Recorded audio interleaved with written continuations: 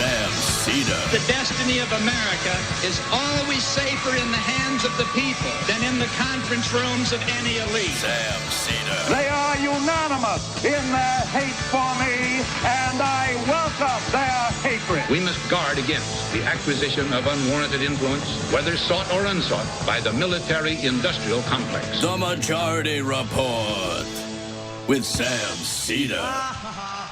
Ever get the feeling you've been cheated?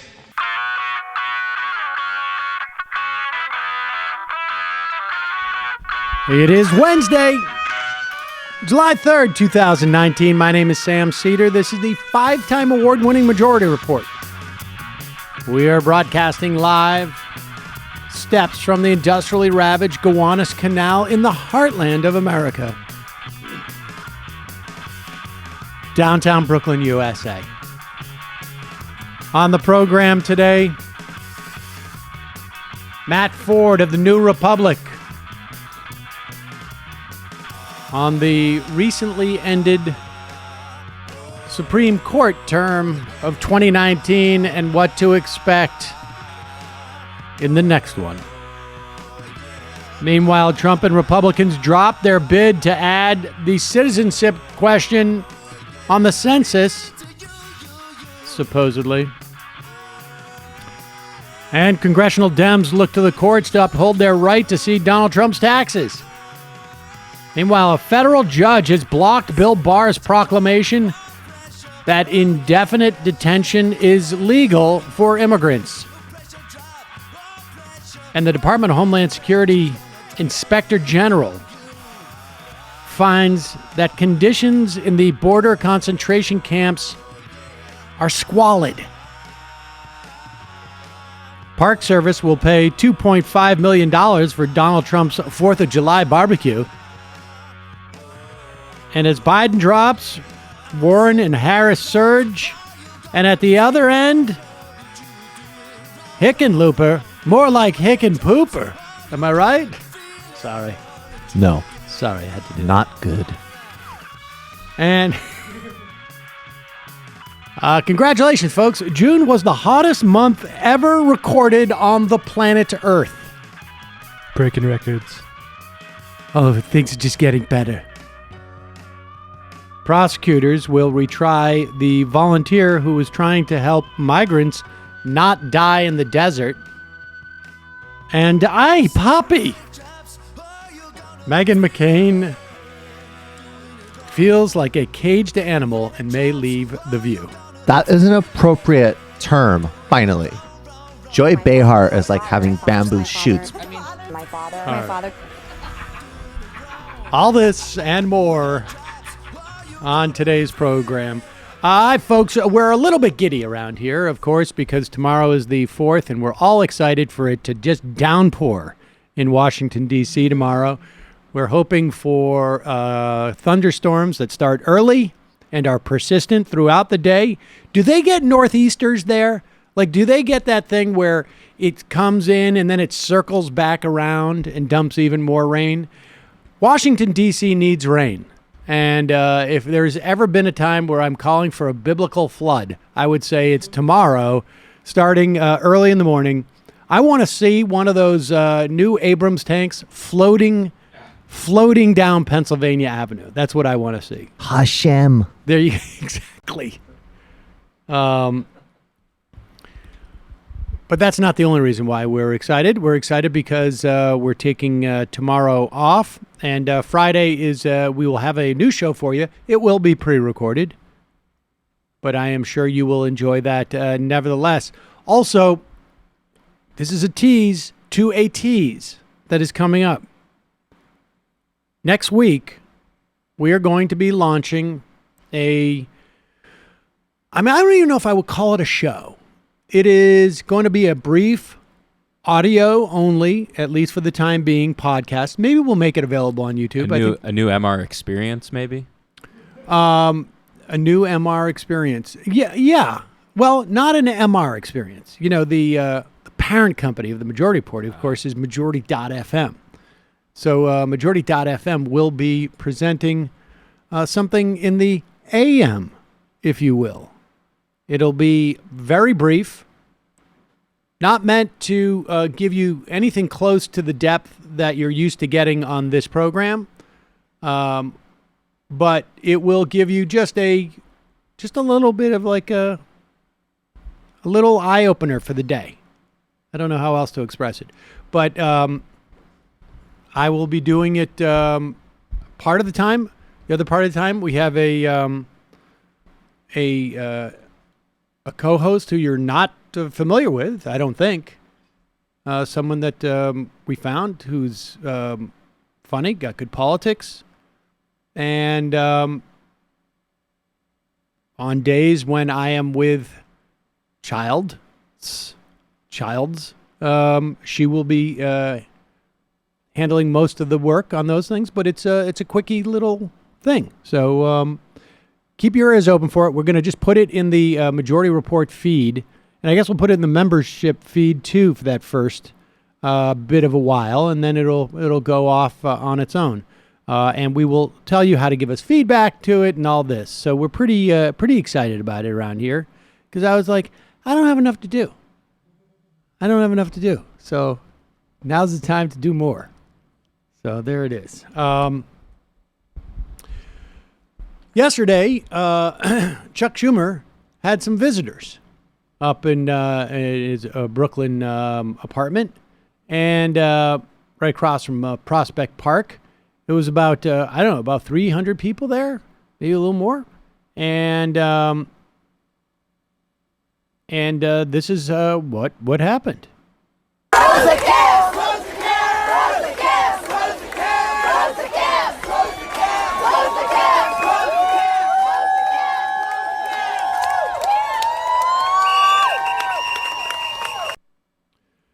Folks calling for the closing of the detention, concentration camps, however you want to refer to them. They're all legit descriptions of these areas that now, and here are some of the pictures. The Inspector General of the Department of Homeland Security, not Alexandria Ocasio-Cortez, but the Inspector General of the Department of Homeland Security has said, has released pictures and have called the conditions squalor.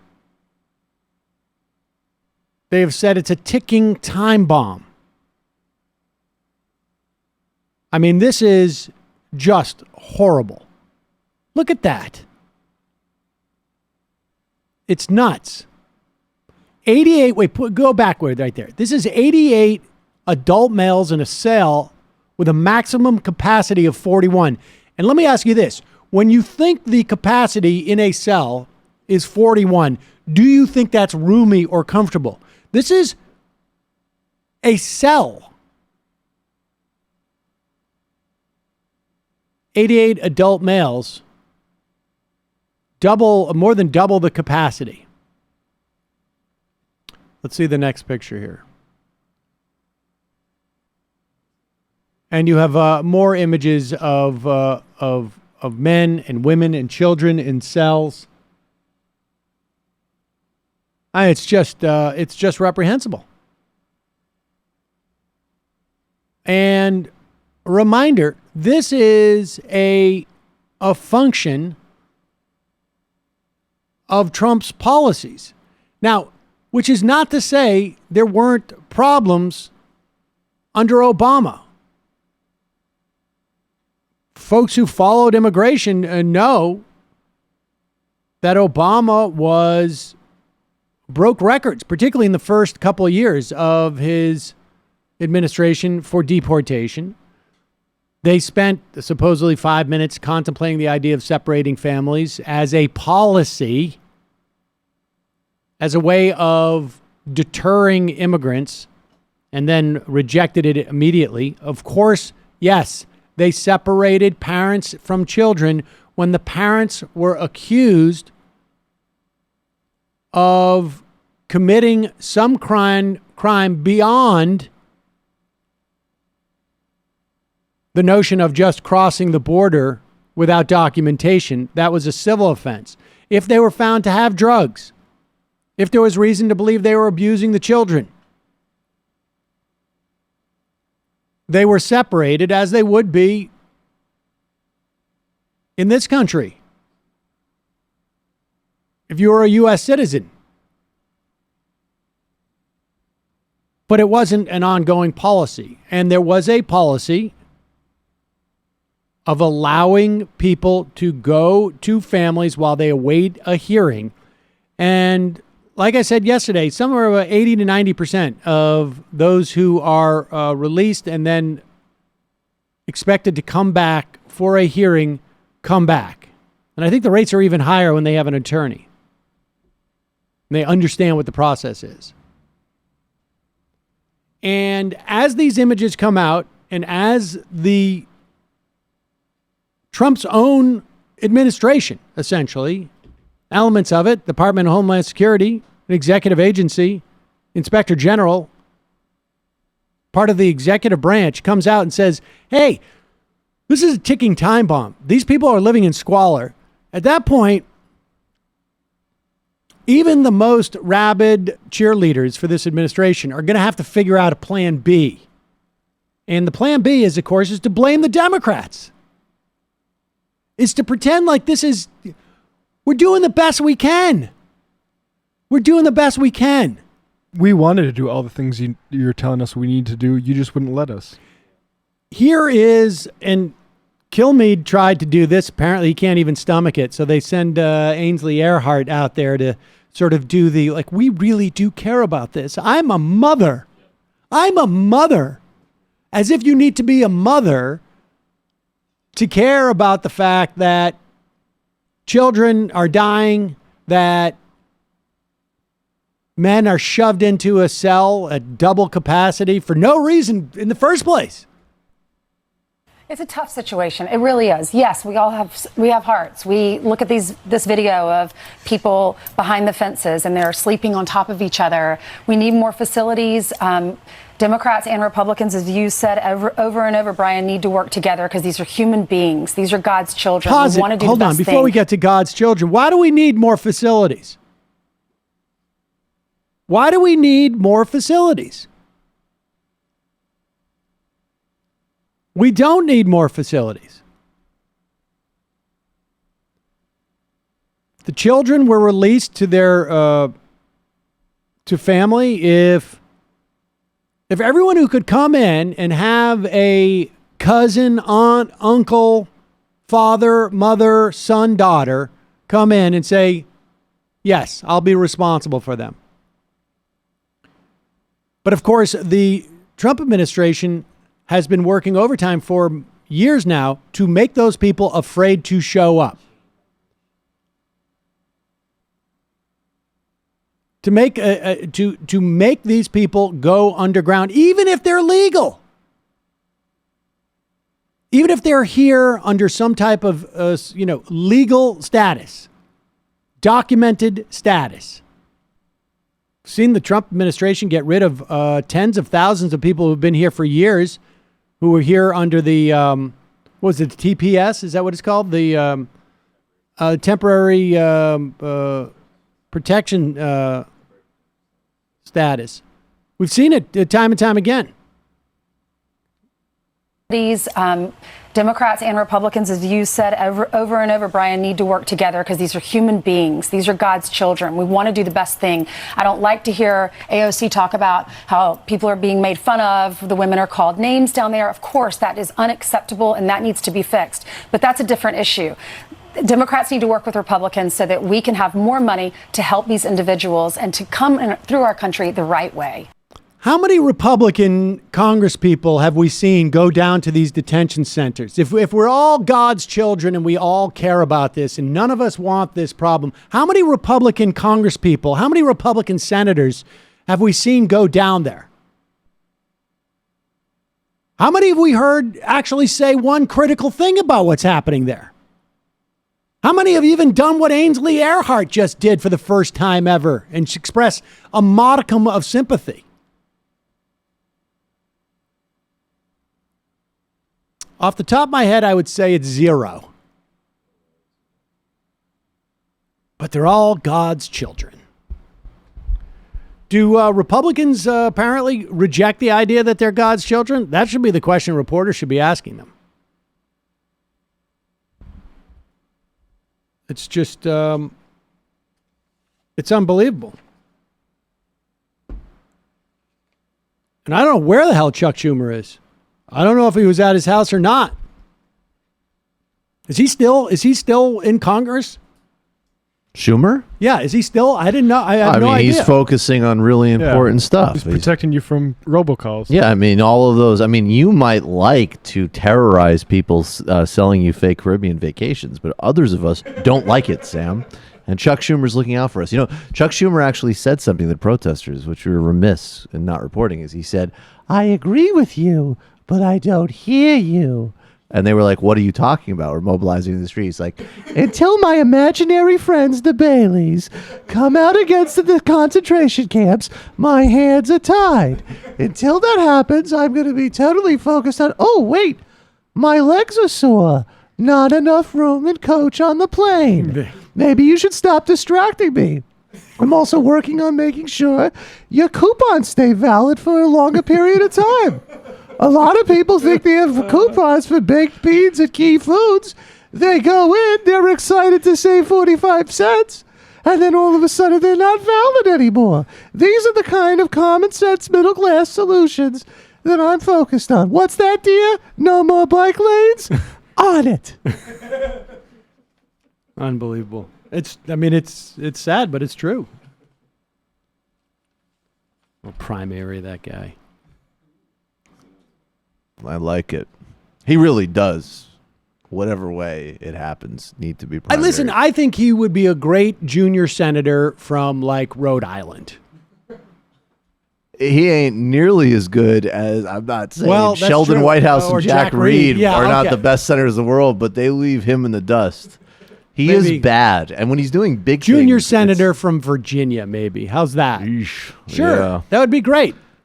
Although I think Tim Kaine's better on things like the AUMF. But I guess he could take, what's the other guy's Warner. spot? Yeah, Right. he could take Warner's spot. That's fine. They both awful. Folks, let me tell you, one of the problems I have with running this business is we have about 4 different legacy systems that we're working on at any given time. I can't even tell you. I honestly, people ask me, what's your membership? And I'm not 100% sure. We don't have a mechanism because we have 2 or 3 different systems that are working. We don't know how to port everybody over and this and that. I haven't figured out a way of consolidating revenue. I understand the concept of having a hodgepodge of systems under a business. This is a problem that keeps many businesses from growing and from just understanding what the hell is going on. They have one system for accounting, another for sales, another for inventory, and so on. It's a big, inefficient mess that takes up way too much time and way too many resources. And as you know, if you're a business person like myself, that hurts the bottom line. Indeed. I know it does. I just can't even figure out how it does. I don't even have enough cohesion to figure that out. Well, introducing NetSuite by Oracle. It's the business management software that handles every aspect of your business in an easy to grow and easy to use cloud platform that gives you the visibility and control you need to grow. With NetSuite, you save time, money, and unneeded headaches by managing sales, finance, and accounting, orders, and human resources instantly right from your desktop or phone. That's why NetSuite is the world's #1 cloud business system. And right now, NetSuite is offering you valuable insights with a free guide, 7 key strategies to grow your profits. You can check it out at netsuite.com/majority. netsuite.com/majority. Download your free guide, 7 key strategies to grow your profits. netsuite.com/majority. That link will be in the podcast description, YouTube description, wherever your descriptions are found. All right, we're going to take a quick break. When we come back, we're going to talk to Matt Ford, New Republic staff writer, about the close of the 2019 Supreme Court term.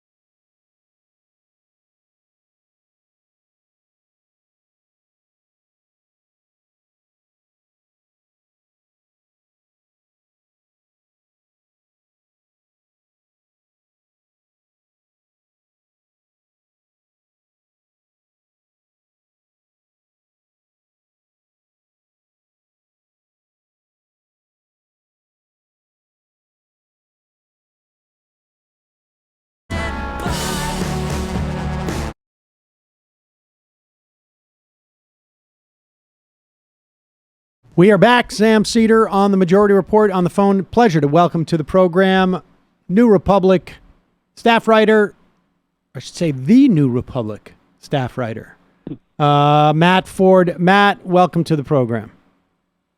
Thanks for having me. Okay, so Matt, I want to talk to you obviously about the two biggest cases that have come down most recently. Obviously, the census question case and the big gerrymandering case. Before we get to those, I want to sort of work our way into those, but including those two, I guess. Well, let's just talk broadly about this term of the Supreme Court. We've seen, obviously, we have two new members. Obviously, Kavanaugh is the latest, but characterize this term for us. Well, it was sort of a mixed bag. You there? Or as liberals could certainly see. Hello, yes? Okay, sorry, you dropped out for just a moment. It was a mixed bag. Go ahead.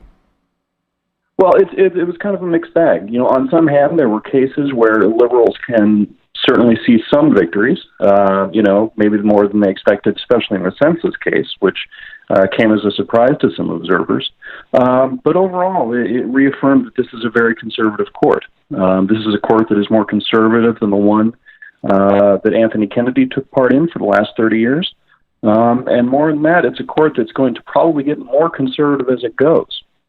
I mean, that's been the trend, it seems to me, right for, aren't we talking like decades now? I'm trying to think if there's been a judge who's been replaced by someone to the left of them. I off the top of my head, I can't remember anyone that we've actually seen something like that in like 30 or 40 years.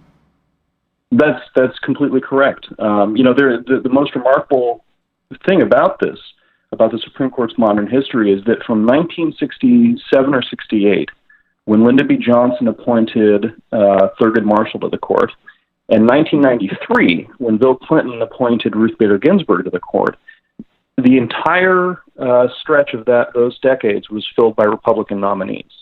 And some of those nominees turned out to be moderate, some of them turned out to be slightly liberal, but many of them turned out to be conservative. So even with that entire stretch, you have the Berger Court and the Rehnquist Court that were certainly more conservative than the Warren Court, which many liberals see as sort of a high point for the Supreme Court. But it's also been sort of a moderate influence as well. Most recently with Sandra Day O'Connor and then with Anthony Kennedy. The court has not yet had 5 solid conservative votes in the cases that come before it. That's where you have this sort of balancing act where, yes, the court moves rightward on many issues, the administrative state, federal powers, things like that. But you also see the status quo, generally speaking, when it comes to abortion rights or affirmative action, and even some advances on LGBT rights. This is going to be a much different era for the court. So, all right, let's talk about in terms of what you perceive as the most important cases of this term, particularly with an eye to looking forward. I mean, and I guess what sticks out for me, and if you have a different one, you tell me.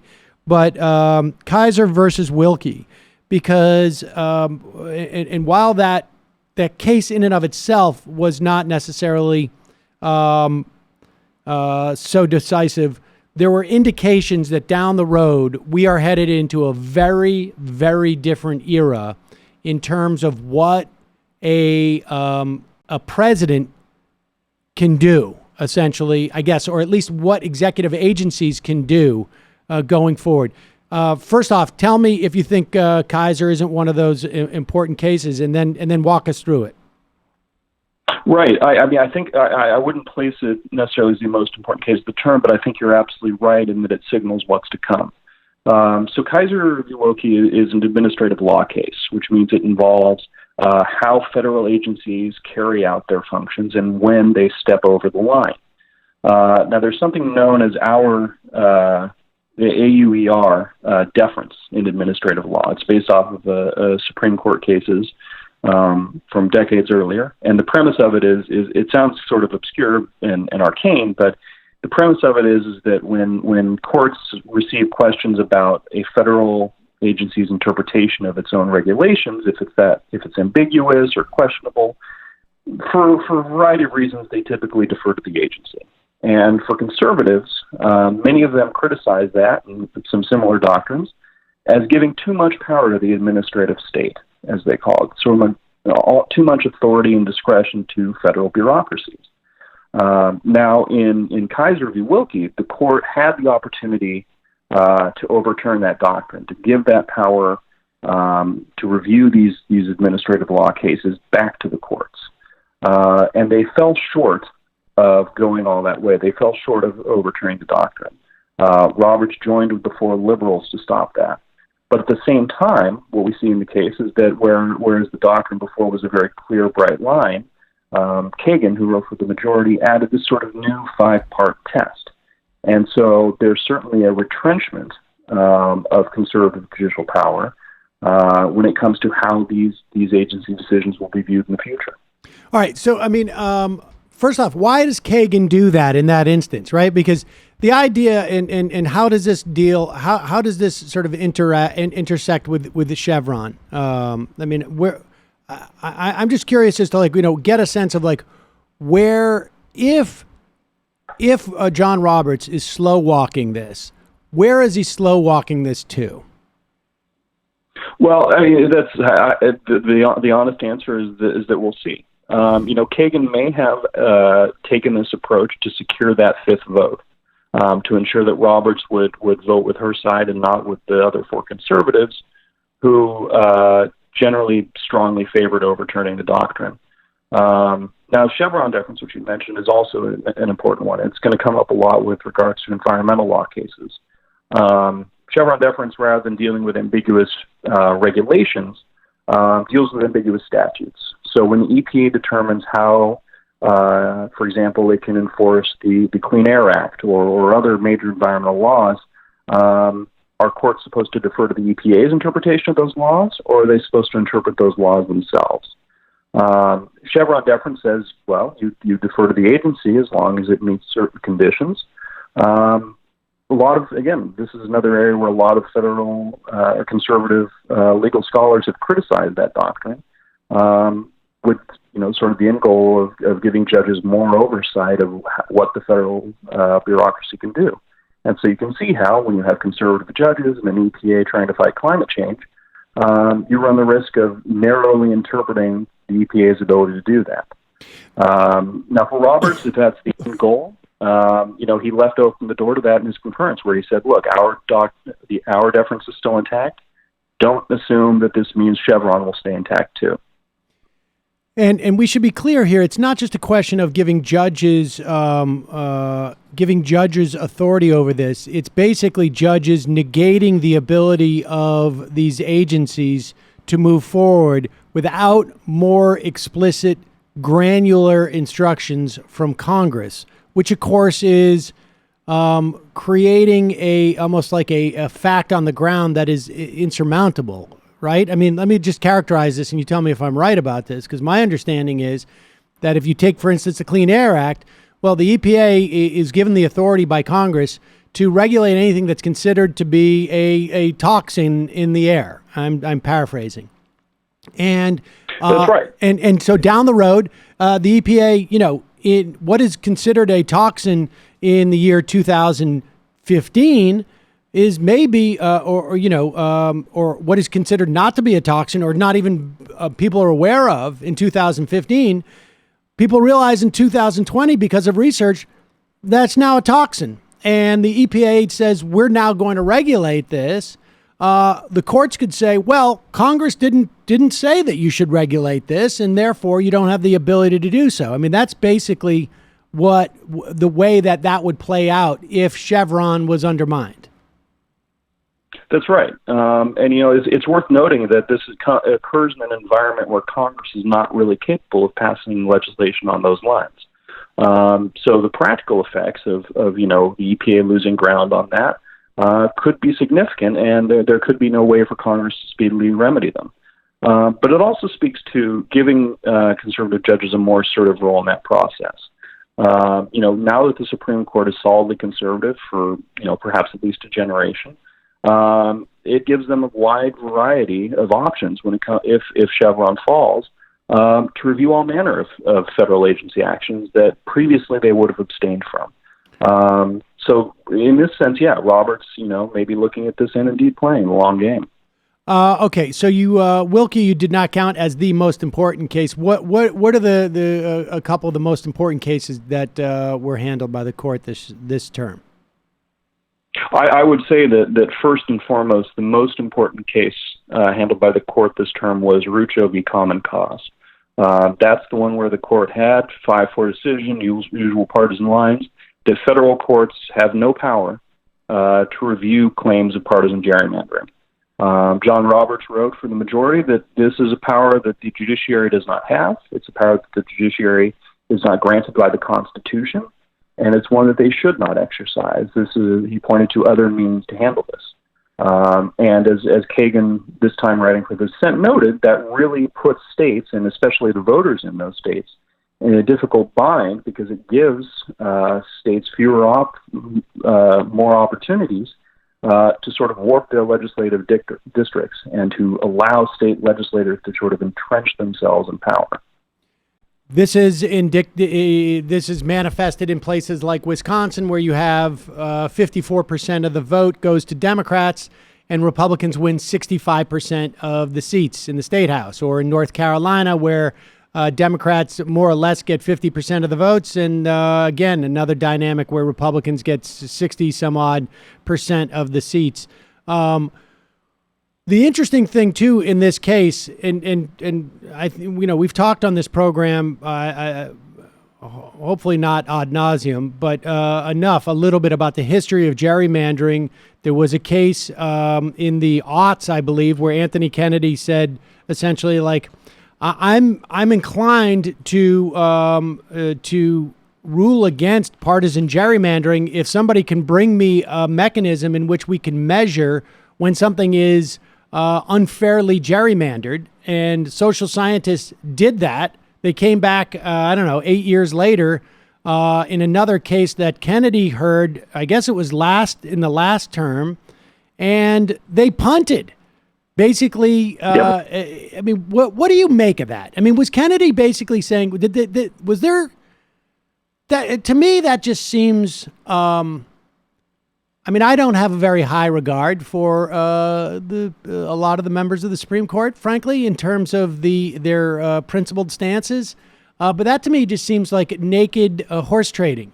Hey, coincidentally, I want my guy who was my clerk to be the nominee. And when we get this big case that I've been waiting for years, basically indicating that all I needed was a mechanism to determine this, social scientists came back with this concept of wasted votes, which is, clearly obvious. Like, democracy shouldn't work where you win the majority of the votes and you lose by even wider margin the majority of seats. It's clear there's a problem. But he just punted on that, and now we get this case. It's certainly an odd situation. You're right. It was a 2004 case where he certainly left the door open to ruling this way in the future. The other conservatives had long said, look, I don't think there's a way to do this.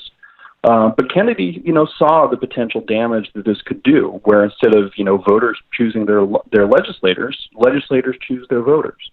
And as Wisconsin, North Carolina shows, that can have really corrosive effects on democracy in the states.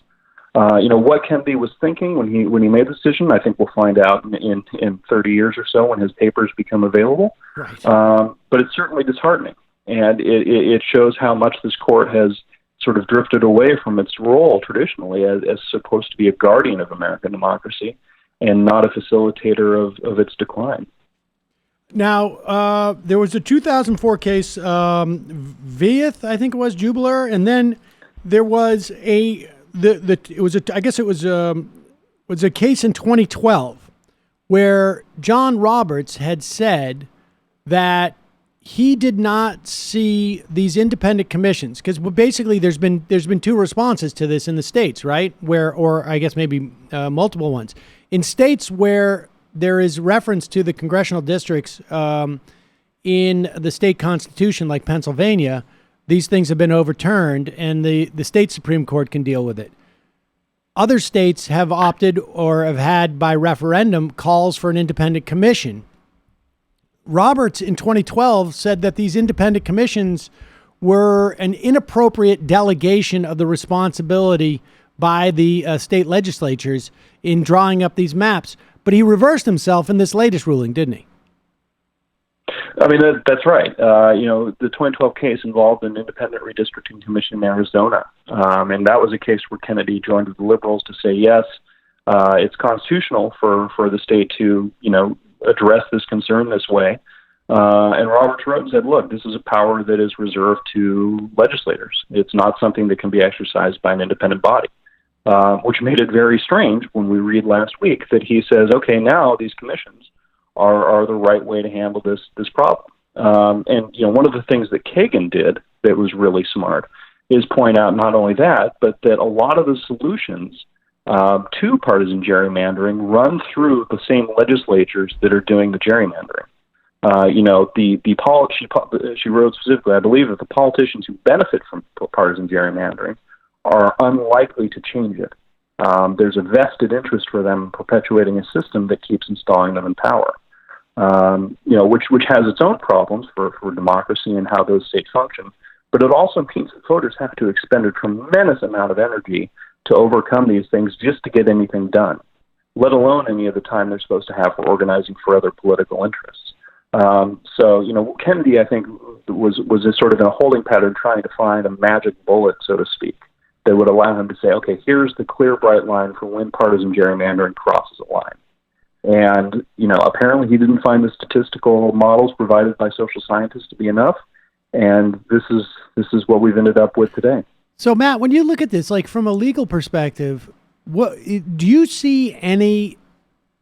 Is there a silver lining here? Is there a glimmer of hope? Like I look at this, and it's basically just it's going to be up to. I mean, because and sadly, I will rely on the Democrats' inability to enhance their power when they get elected to places. But I imagine if we want anything that's even remotely close to one person, one vote, because if I'm voting in North Carolina and I win half the districts or half the votes and lose 10 of 13 districts, my vote as a Democrat is worth what, like 7/8, or is it maybe 5/8 of a Republican? What is there any? Down the road, do you see any type of like legal fix to this? Is there any daylight here? I would like to have some to offer you, but it's very hard to see any sort of glimmers of hope here. I mean, the really troubling thing for me, what really stuck out for me is that we've had a decade now since Democrats do this too, but Republicans have done it most zealously and most frequently over the last decade or so. Since 2010, when they began redistricting after the 2010 census and they swept in the wave midterm elections, we've seen these states do this in an aggressive fashion, in a way that is blatant. You have lawmakers in North Carolina basically say that the only reason this is a 10-3 split in favor of Republicans is because I couldn't mathematically make an 11-2 split. Right. You have them in Wisconsin basically admitting that this is solely to entrench themselves into power as well, in emails back and forth.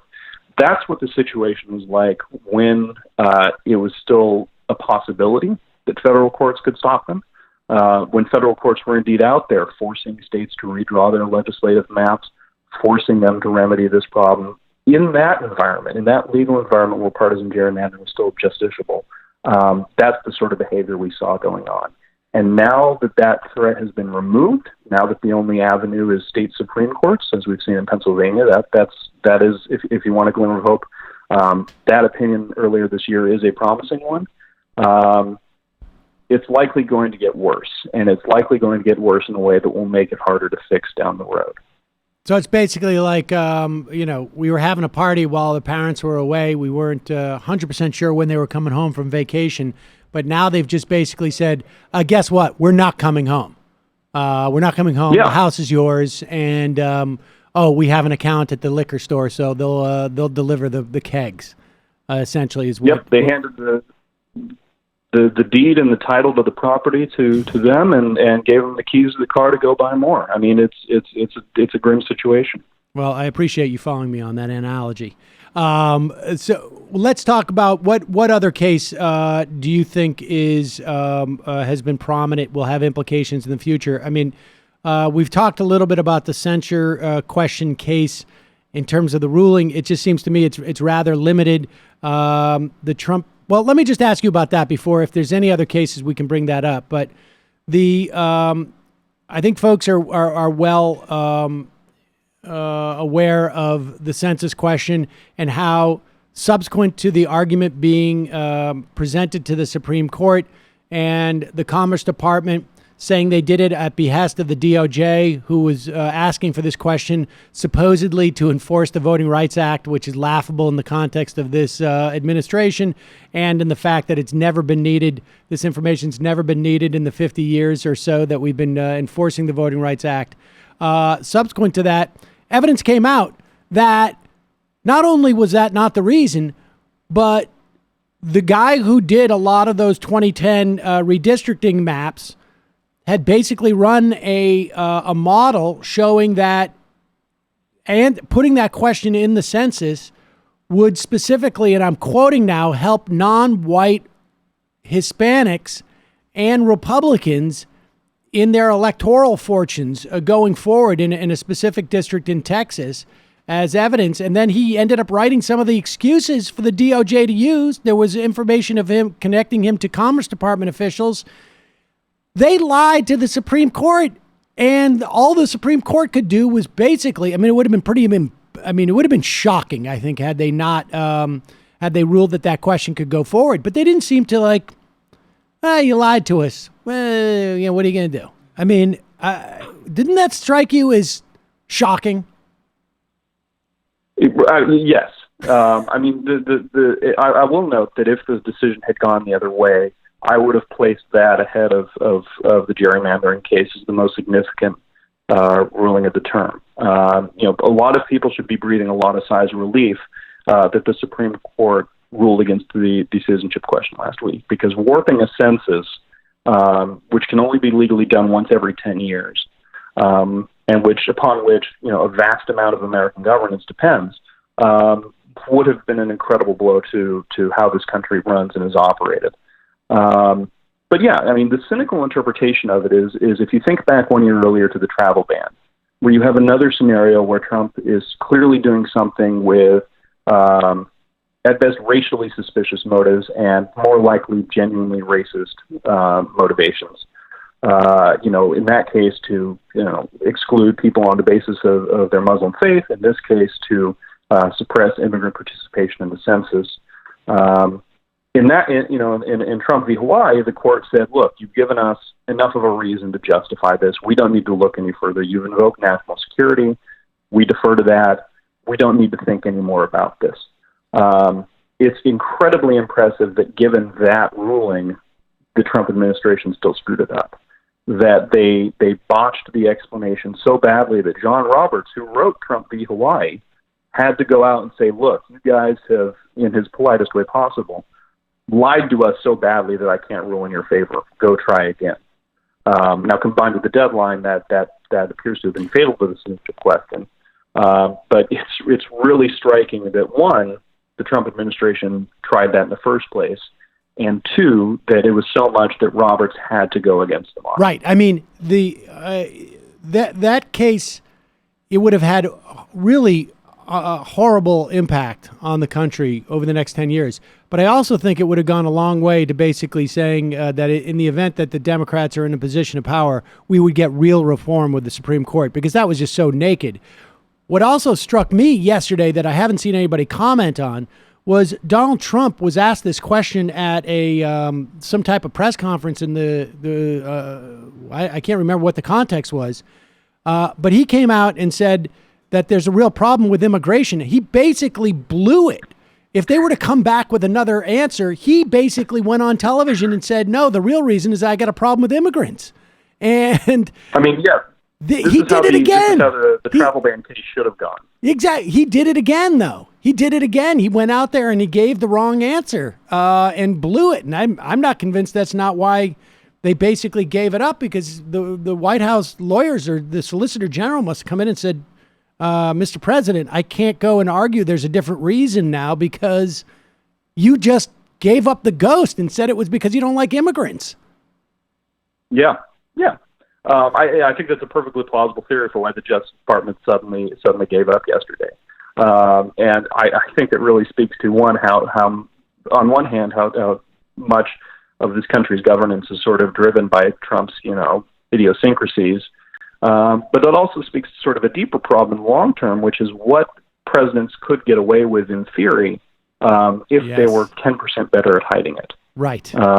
It's laughable on its face that the Trump administration wanted to add a citizenship question to the census because it was so passionate about enforcing the Voting Rights Act. That stance defies sort of everything we know about this administration, about its approach to voting rights in general, and its general just posture towards minority voting participation in American democracy. So it's just truly impressive that Trump was able to botch this in the way that he did. And I think it really speaks to sort of the problem he has in general with basically running the country. Yeah, Tom Cotton, in other words, could be looking at this and just go, next time, guys, we're going to get our story straight and we're just going to go in and give a plausible explanation. I mean, I'm quite convinced that had they literally not had an 11th hour indication that this was a total blatant lie that was literally like you could document it, right? I mean, it couldn't have been more explicit. That they would have been, okay, if you really need this for the Voting Rights Act, you got it, guys. I mean, so, all right, lastly, is there anything else that sticks out for you in this past term that is going to resonate going forward? And to the extent that there is or isn't, is there anything that you see, at least in the next term, that is also going to have major implications going forward? Well, I mean, the obvious answer to that is that, next term is going to give some indications on where this current court falls on LGBT rights. There's cases there involving employment discrimination that are coming before the court, and I think that's going to be really important to watch. Abortion is also, of course, going to be important to watch to see what they do in some cases there, although they haven't taken up a case on that. But in terms of, you mentioned, silver linings and glimmers of optimism earlier, and I think one area that this court has actually genuinely broken some ground there is on criminal justice. We've seen, especially with Neil Gorsuch, but also occasionally with Kavanaugh and some of the other conservatives, a willingness to forge sort of across ideological bounds decisions that positively strengthen Americans' rights in these regards. Earlier this year, the court unanimously held that the excessive fines clause applies against the states. That could be a huge precedent for citizens going forward to challenge civil forfeiture, to challenge a lot of these fines and fees that small towns levy on people for committing minor infractions. That's a very positive development in criminal law. We've even seen Gorsuch team up on multiple occasions with Sonia Sotomayor, on whom he doesn't agree on a wide variety of issues, on cases involving the Fourth and Sixth Amendment, which are both going to be, especially on the Fourth Amendment, which is going to be tested by digital privacy over the next 20 years as technology develops there. There's a lot of things that liberals in particular won't like from the Roberts Court in the next generation, but I think one area where they can take some comfort is that there seems to be a growing recognition among the justices that sort of past approaches have gone too far and that the need to defend criminal defense rights is more important than ever. Matt Ford, New Republic. We'll put a link up to your pieces there. Thanks so much for your time today. I really appreciate it. Thanks so much for having me. Bye-bye. There you have it, folks. Just the early stages of the crap show that will be the Supreme Court for decades to come. The real question is, what's Clarence Thomas going to do? My prediction has been that he is going to retire this time next year. But I recently had a casual conversation with someone who has written a book about him and his legal readings, and he doesn't think he's going to, which I was surprised about, but we will be talking to that gentleman when his book is released. I think I know who that is. You might. I occasionally run into people on the street. That's basically it. It's basically my social life. I run into people on the street. And then I talk about the exact same thing I would talk about at work. And then you have them come on your show. And then I have them come on the show. That's basically it. And then rinse, repeat. But, so I don't know. If Clarence Thomas, you get a Democrat in office for 8 years, I don't even care if it's John Hickenlooper. Well, I do care if it's John Hickenlooper, but I'm so exaggerating for effect. But any of the Democrats who, top Democrats, maybe short of Joe Biden, are going to pick a Supreme Court justice to the left of Clarence Thomas. I mean, it wouldn't be hard. But then maybe you could swing things back a little bit, but we shall see. All right, folks. So again, this is, we'll be back live on Monday. We will have a new show for you on Friday. We will have our new morning offer. We will start to roll it out next week. You won't have to do anything different. We're going to put it in this feed. So you're just going to have to either enjoy it or tolerate it for a certain period of time. But it'll be short enough that you won't, it won't be that hard to just tolerate if you don't want to hear that very useful information. Reminder, it is your support that makes the show possible. And Friday, we're going to have Alex Perrine. We're going to be talking to Alex Perrine, sort of just wrapping up where we are after the first debate, heading into the dog days of summer. Summer's half over already, but my Jesus Christ. I mean, not in terms of the solstice and stuff like that. Just started. Oh, come on, man. God, solstice. Nice. You're supposed to be like the last guy who mentions that. I like that. Oh, no, Well I'm the done, science Matt. guy. Okay. I'm the science guy here. I meant scientifically, it's the solstice. Man. There's like an extra hour a day I have to put the shades down to play the game if I want to get the proper contrast on my TV. Gravitational pull. My gaming room doesn't have windows. Is that right? How's that new TV You're living doing? the dream. New TV's good. It's the same size as the old TV, so now I just got two same size TVs. Those are big TVs. Yeah. Dude, that TV takes up like half of your living room. No, I wanted another 10 inches, but it's all right. Can't you wear It was like, a bottle, it Coke encroaches bottle on glasses? your couch.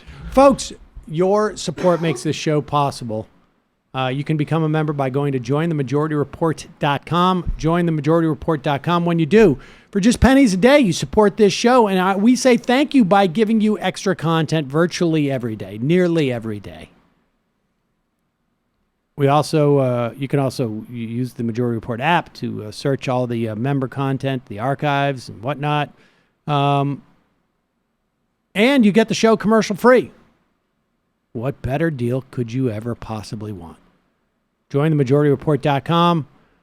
And don't forget, as always, JustCoffee.coop. Fair trade coffee, tea, or chocolate. Use the coupon code MAJORITY.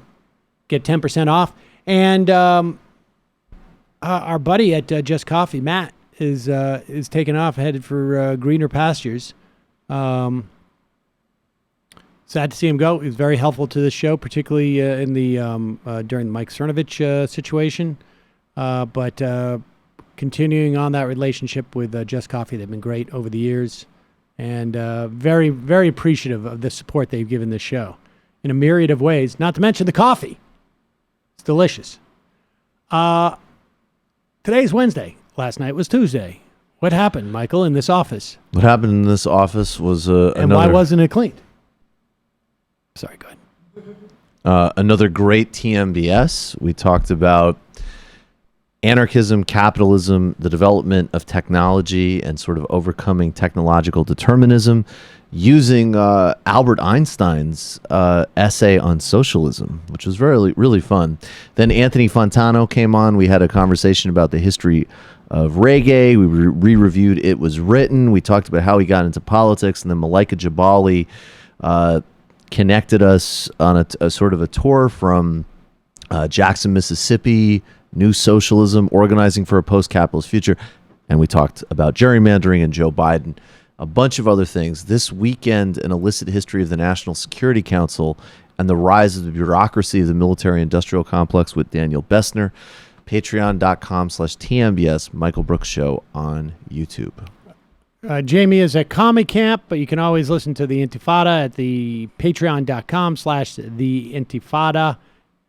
And Matt, you are not at Comic Camp. No, actually, kind of not exactly not in Comic Camp. We're going to be talking about Rutger Bregman's Utopia for Realists, and the discussion we're going to have is sort of, I like to think about it as sort of the liberal reformist left, which I think is going to be represented by my friend Chris, and maybe the more revolutionary, although still sort of democratic socialist left in me. And we're going to talk about things like UBI and open borders and Rutger Bregman's idea that we could solve poverty if we just had the right let the right ideas win, and why they don't win. So look forward to that. All right, folks. 646-257-3920 is the number for the fun half if you want to participate in the show. In fact, we will see you in the fun half.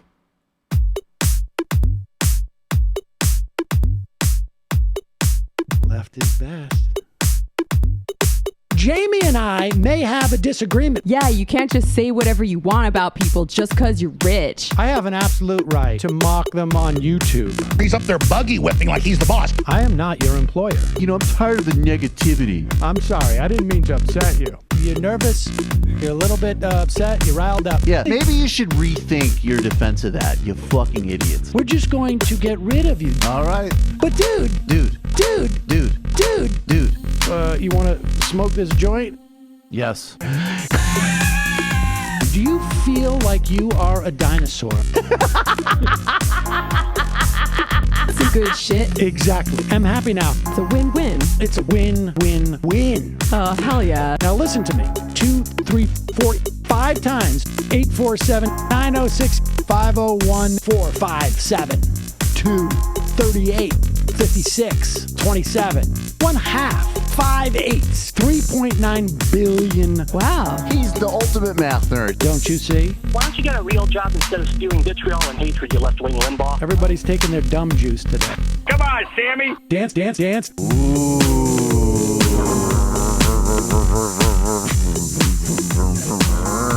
Rand Paul. I had my first post-coital scene with a woman. I'm hoping to add more moves to my repertoire. All I have is the dip and the swirl. Fine, we can double dip. Yes, this is a perfect moment. No. Wait, what? You make under $1 million a year. You're scum. You're nothing. Excuse me? Fuck you, you fucking liberal elite. I think you belong in jail. Thank you for saying that, Sam. You're a horrible, despicable person. All right, gonna take a quick break.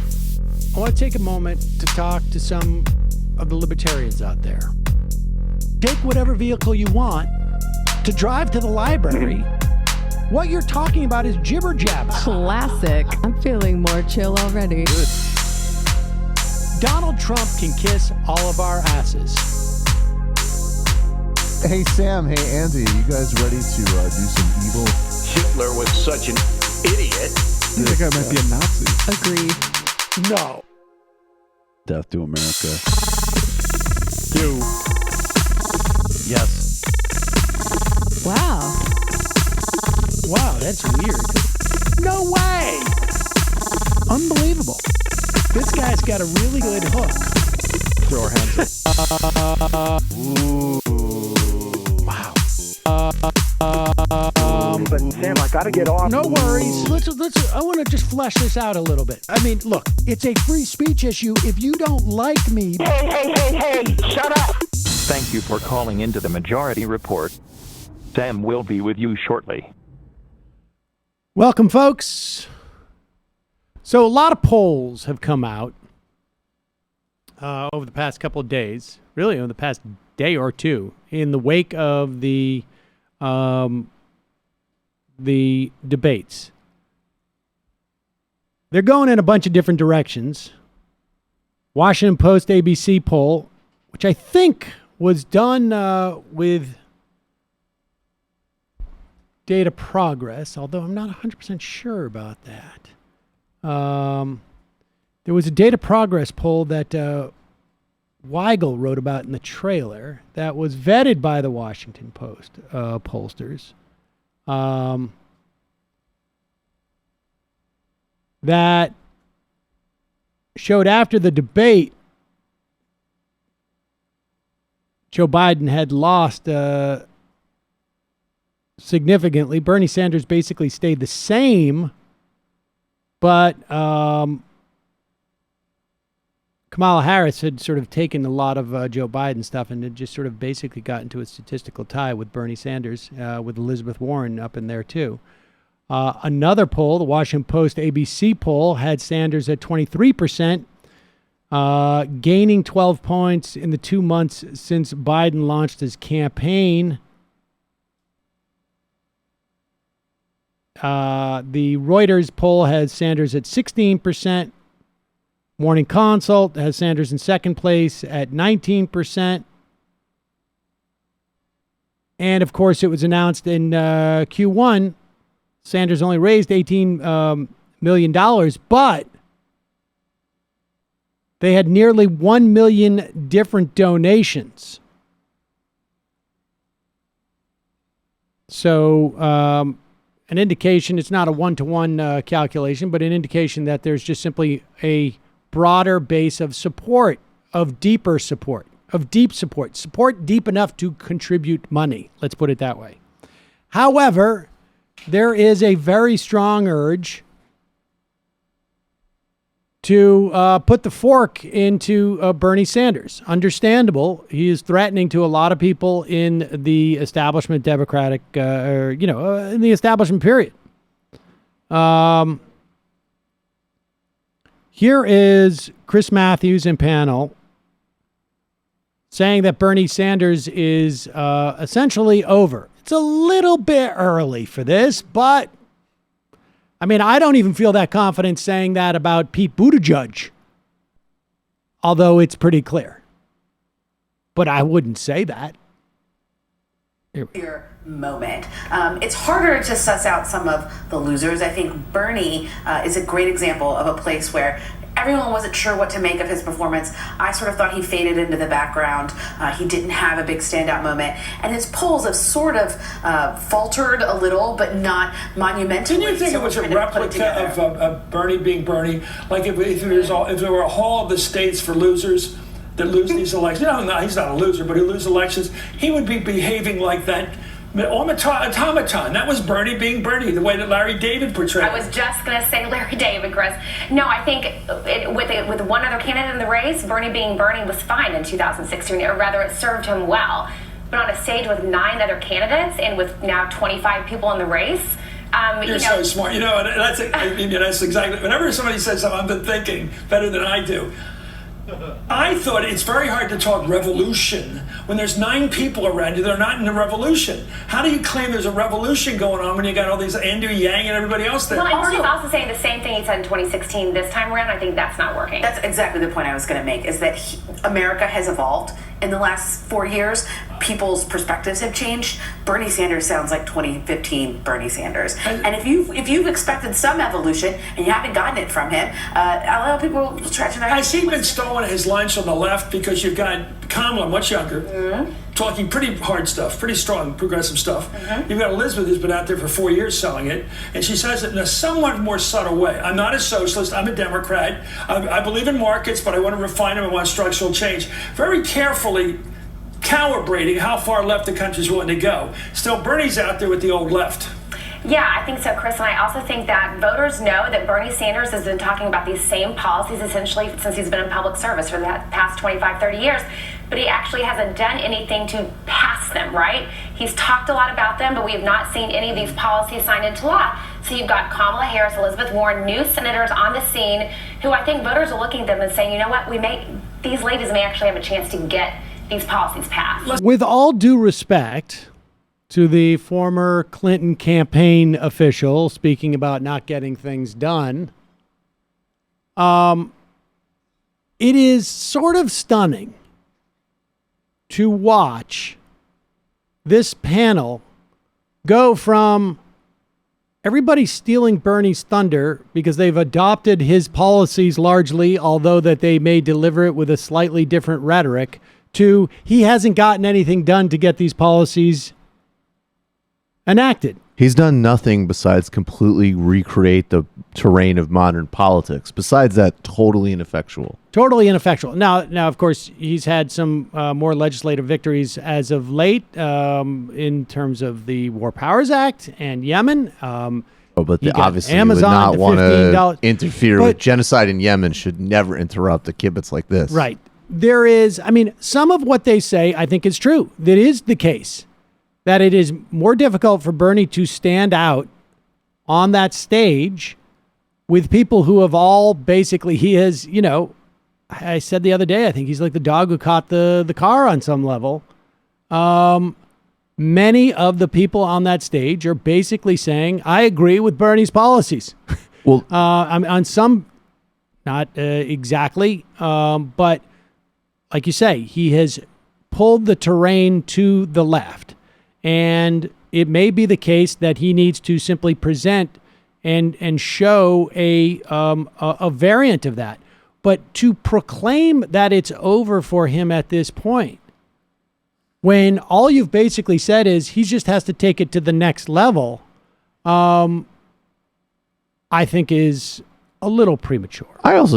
Very premature. I also just think the other thing is, look, what has Kamala Harris done to enact policy? If we really want to start nitpicking here about, and we can get into all the other stuff that Bernie actually turns out was extraordinarily effective at amendments and managing the process, even when not only was he in the minority in Congress, he was actually somebody who for decades was the only person talking about inequality and poverty and all the other things that these people are copying him on. But, in addition to that, I was rereading recently about the way the media just embarrassingly hounded Al Gore in 2000. And it's funny because it's like the opposite. I think there's clearly huge ideological, professional, and even like personal finance. At some point, you do start to think like, yeah, these are a bunch of well-fed one percenters whining about the only candidate who might, unlike Joe Biden, impact their lifestyle slightly. Maybe that's why, Chris Matthews is so upset. But, so with the Gore-Bush thing, well, it actually turned out it did have big stakes, but that was all like, oh, this doesn't even matter. The economy's riding. Bush is a moderate. So let's just focus on what a stiff, inauthentic, bore Al Gore is all day. But what's funny was that everything with Gore, and I'm sure he had his inconsistencies, whatever. But, it was a lot of it was built around he's inauthentic, he's a liar, he's inconsistent, he changes his persona every couple of months. Earth tones, he hired a consult. Chris Matthews, though, you can go back. He's one of these you don't always agree, but, George Bush, he's in the cowboy boots, he is who he is. Yes. And Al Gore is always, 1 month it's technology. Now he's a friend of the workers. Who is he? Right. Now, all of a sudden, we are now, it's an extraordinary feat to say guy is consistent going back to the 60s, right, on all of the major issues of the time, including, by the way, footage of him criticizing Hillary Clinton on inhumanity at the border in 2015. But now let's just turn it into it's like he's not dynamic enough. He's a filmmaker. It's the same stuff. Yeah. Why does Scorsese keep making the same movies about the mafia? Yes. It's just as glib and superficial and stupid, except inverted. Yes. With Al Gore, it was all, he says a different thing every couple of weeks. Look, Chris Matthews is great when he's talking about how thirsty he is for Melania, but besides that, please. Chris Matthews is not the only person who is troubled at the prospect of Bernie Sanders winning. You'll recall Third Way. Third Way was the way in which bankers and austerity and cuts to Social Security, and they really don't want Bernie Sanders. And this is heartfelt, and you know this because the guy has to look down at his notes multiple times during the but here is the Third Way. They basically want to protect tax cuts and austerity for the rest of us. I believe we can do this. I believe that many of the dozens of folks running for our party's nomination can do this. Pause it. I will also say that not only is the Third Way challenged insofar as its policies are limited to a wealthy elite, they apparently also have a severe humor deficit insofar as thinking that in that delivery of the dozens of people who are running for president. Here we go. For our party's nomination can do this. I believe a gay Midwestern mayor can beat Trump. I believe an African-American senator can beat Trump. I believe a Western governor, a female senator, a member of Congress, a Latino Texan, or a former vice president can beat Trump. But I don't believe a self-described democratic socialist can win, nor a Democratic Party that embraces those views or allows itself to be easily labeled or defined by them. I mean, I don't know. You know, this is self-explanatory, right? I mean, this is the fight in the Democratic Party.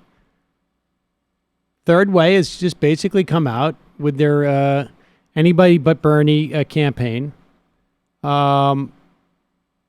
They know that he represents an existential threat to their power base. And here is an example of how Bernie Sanders threatens the power base of people like the head of the Third Way. We just heard say anybody can beat Donald Trump except for Bernie Sanders. And here is why he's afraid of Bernie Sanders. And I think in many respects, this is why there is a knee-jerk fear amongst Democrats, particularly of this generation. Not all of the Democrats of this generation, but Chris Matthews grew up in an era in the wake of the McGovern election.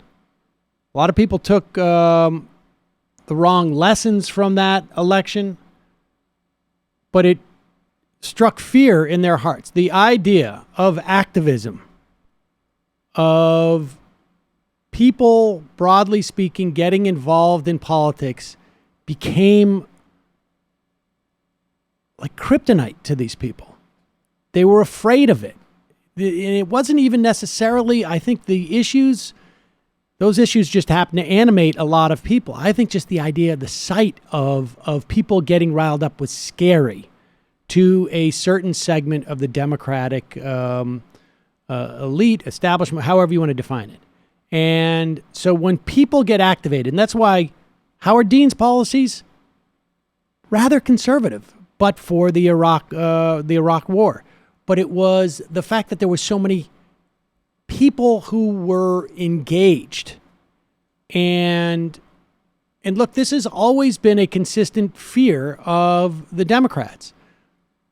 When Barack Obama won the nomination, the first thing his campaign did was get out the word to donors: you do not donate to outside groups, regardless of who they are. I don't care if they're anti-abortion, they're abortion groups, or if they're labor, or they're single issue groups, or they're groups like Move On, or whatever it is. You do not donate to them.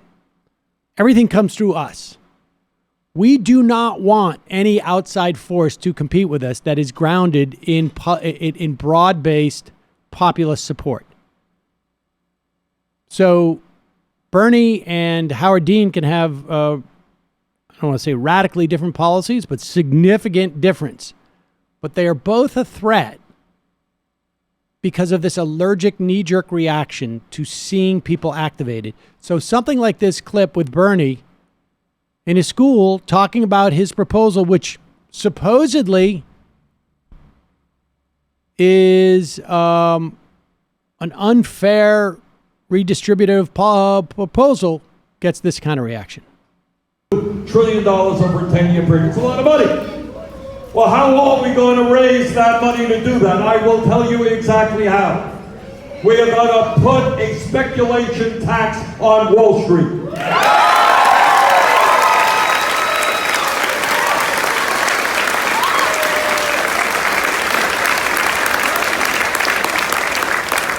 Years ago, the United States Congress, against my vote, bailed out the crooks on Wall Street who almost destroyed the entire economy.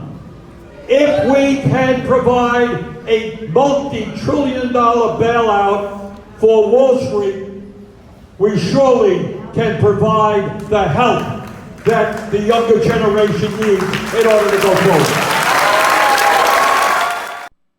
So he's talking there about his debt relief program, and that scares a lot of people. Scares a lot of people. I think that that's 100% right. And I just want to add, I don't even know this particular character, though he looks like he's been sort of toiling away in the Democratic corporate sector for a while. But in the 90s, the third way Democrats, like, he's doing the pseudo woke appeal there. See, I'm like hip and groovy. It could be anybody from any identity and any background, but it cannot be a socialist, right?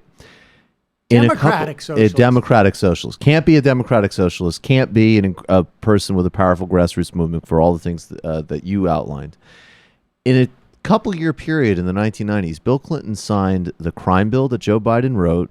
He signed a vicious Republican welfare reform bill that was so vicious that Bob Rubin opposed it. The only people in Bill Clinton's inner circle that supported it were Al Gore and Hillary Clinton. Every other member of the cabinet opposed it. And then and Dick Morris. And then he signed actually an immigration bill, which laid the groundwork for the deportation machine. There's a good write-up on the 97 immigration bill in Vox. And I just want to say that the third way in DLC, it's very important to remind yourselves that in the 90s, they were on the other side of the quote-unquote identity issues and totally willing to play to racist and nativist sentiments. And that will flip in a second if it becomes expedient. The through line of all of these groups is deregulate Wall Street, take care of Silicon Valley, and never do anything like get rid of student debt by holding Wall Street accountable. That's the point. So don't fall for any part of their scam. Calling from a 719 area code. Who's this? Where are you calling from? Hi, this is Stephen from Colorado. Stephen from Colorado, what is on your mind? Well, I've had some interesting conversations with some people from the right, and I guess when we talk about people like on the right from like Fox News, which we say is like the Republican propaganda wing of the Trump administration, or, for instance, Dave Rubin, who has been classified as like the lazy propagandist because his mind is filled with so many wonderful ideas, I guess. How is it that we can put that critical eye on the right and say that they're propagandists? Can we also look at the left and say, are we engaging in propaganda as well? Because the definition of propaganda is pretty broad.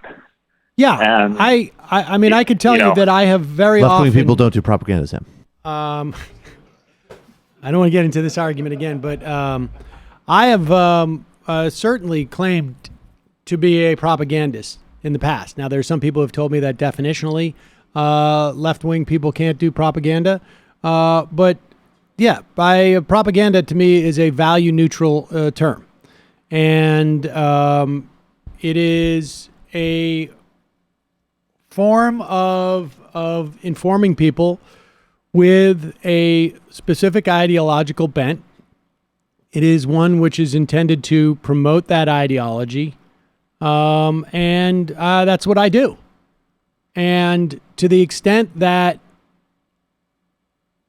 what I am saying at any given time is sound, is well sourced, has some type of integrity or authenticity, people have a responsibility on some level to make that assessment on their own. But I certainly see part of my job is to also undercut or to undercut any misconceptions people would have of other people's authenticity when I think I have some evidence that they're being inauthentic or unsound or lacking integrity. I mean, that's the way I perceive it.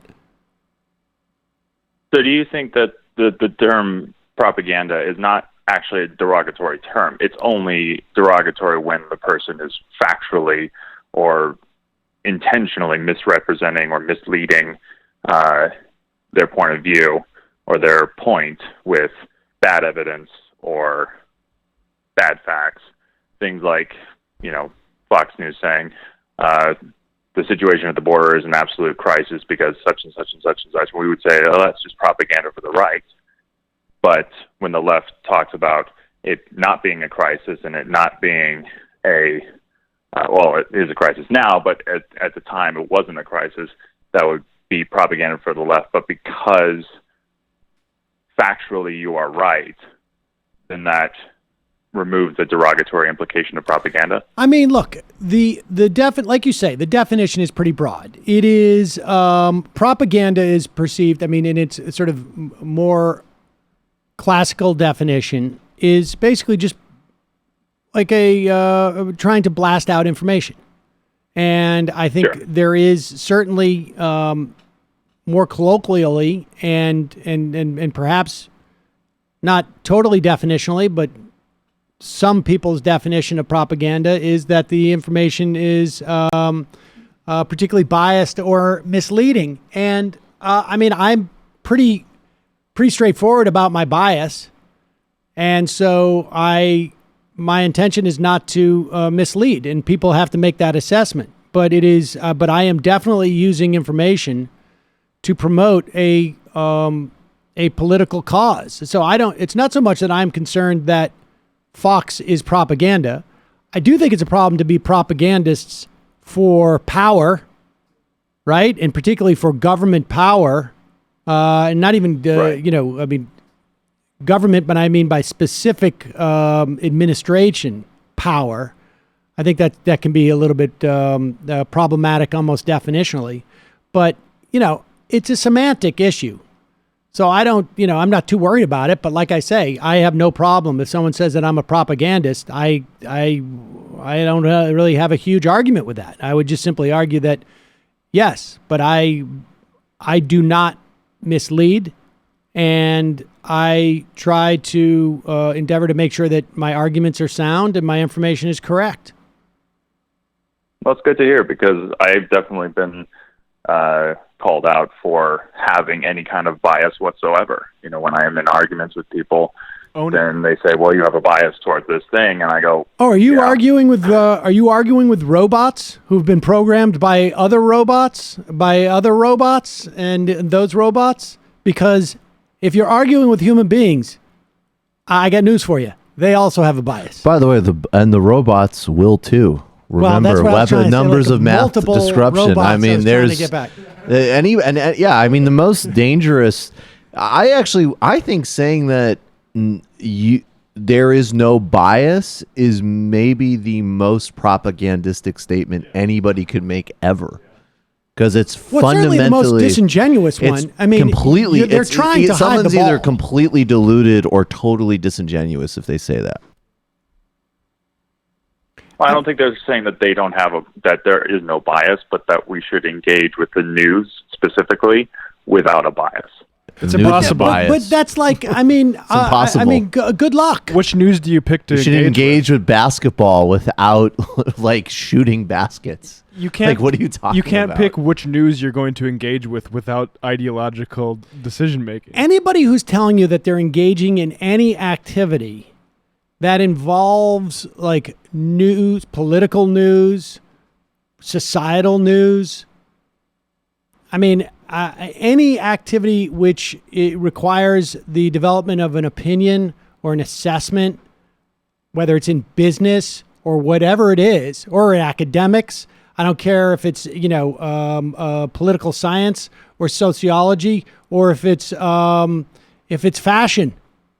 They're coming in with a bias. And when they tell you they're not coming in with a bias, what they're trying to do is get the upper hand in that conversation by saying, like, your perspective is tainted. Your perspective is unsound because you are involved in motivated reasoning. I am not. I'm above that. But sure, and it does come into the conversation I get is like, well, you listen to Sam Seder or David Pakman, Kyle Klinsky, TOIT. You're in a confirmation bias loop.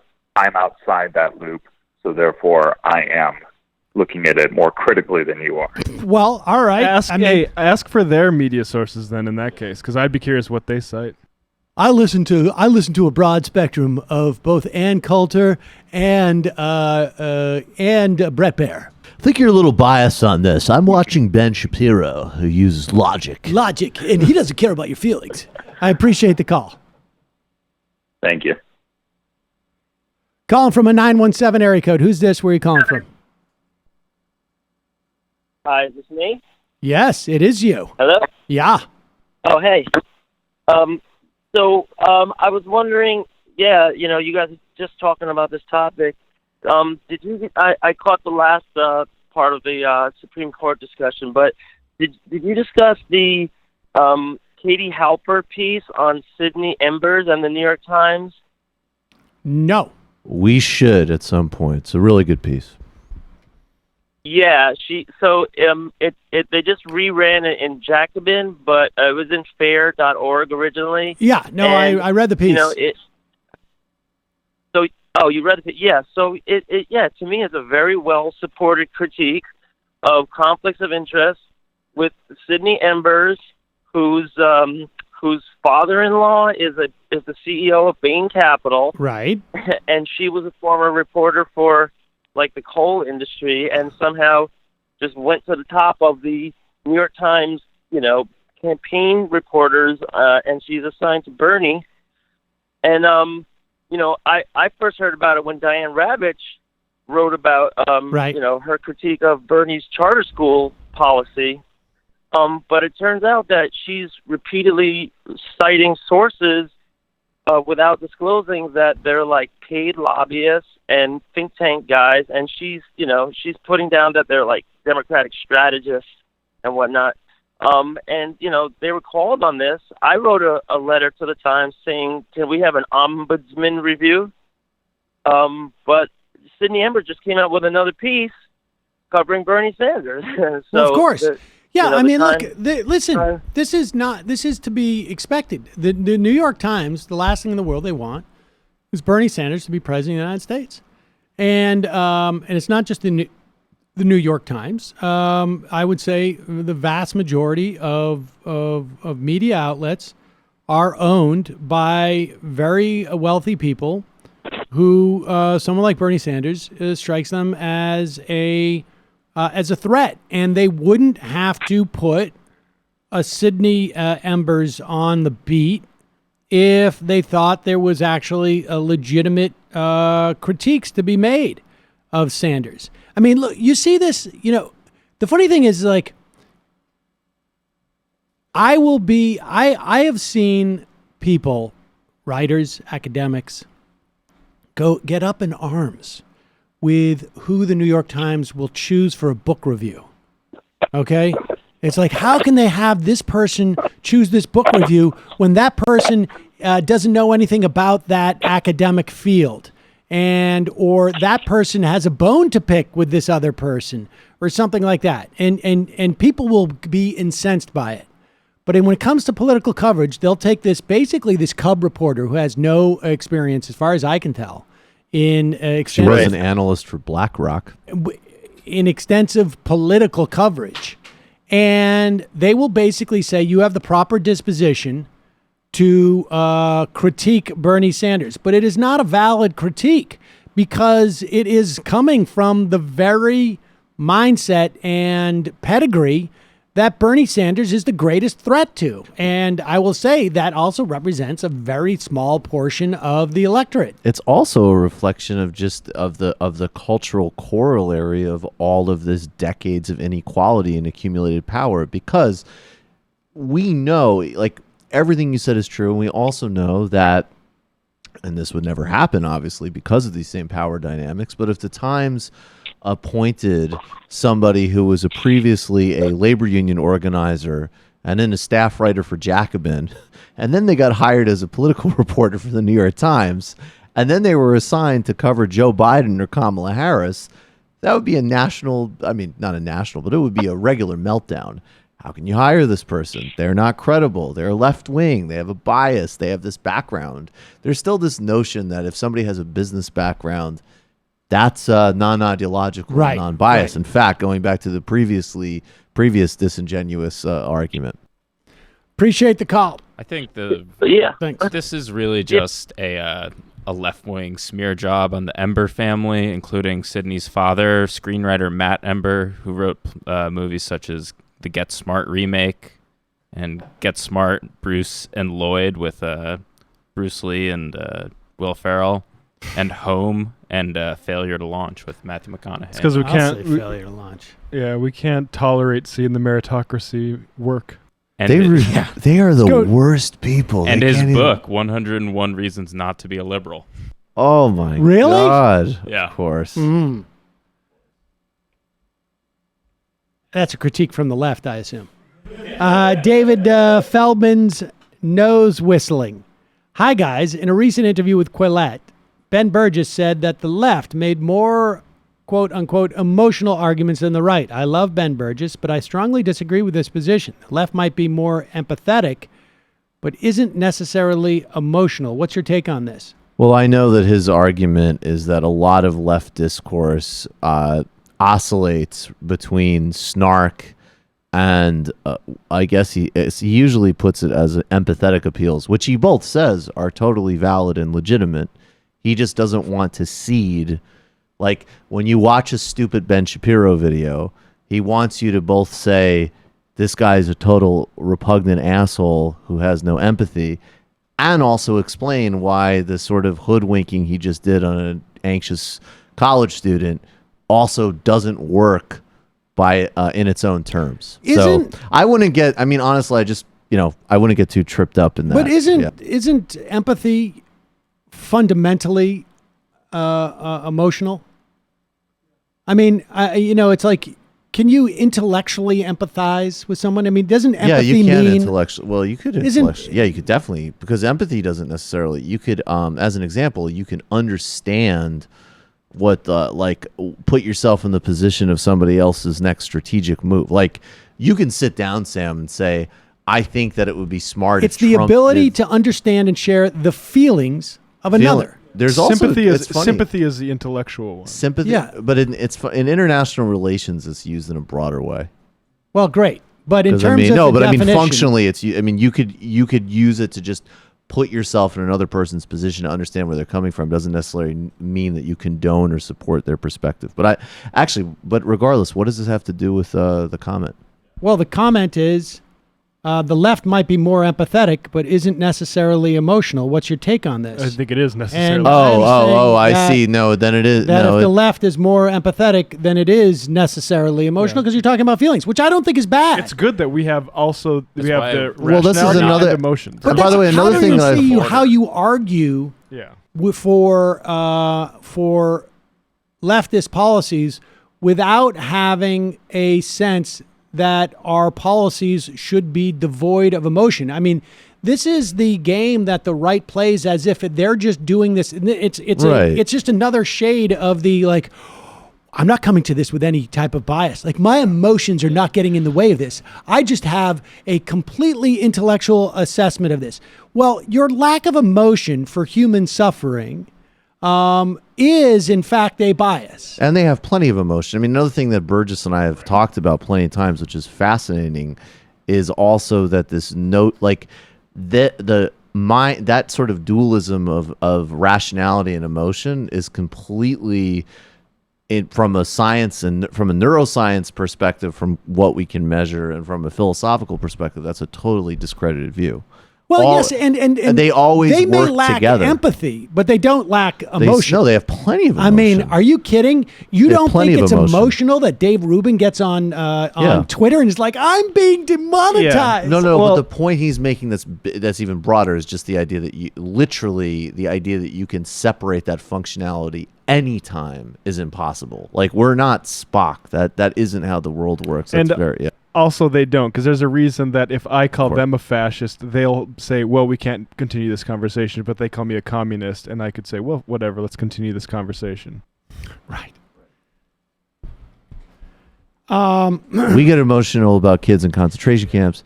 They get emotional about Family Guy not making gay jokes anymore. You know who's not using any emotion when he analyzes what's going on the border? Is Dan Crenshaw. Dan Crenshaw, he's a guy. He's just a guy, and he doesn't let emotion cloud his thing like, let's say, like AOC does. He doesn't let emotion influence the way he moderates a Facebook group. That's right.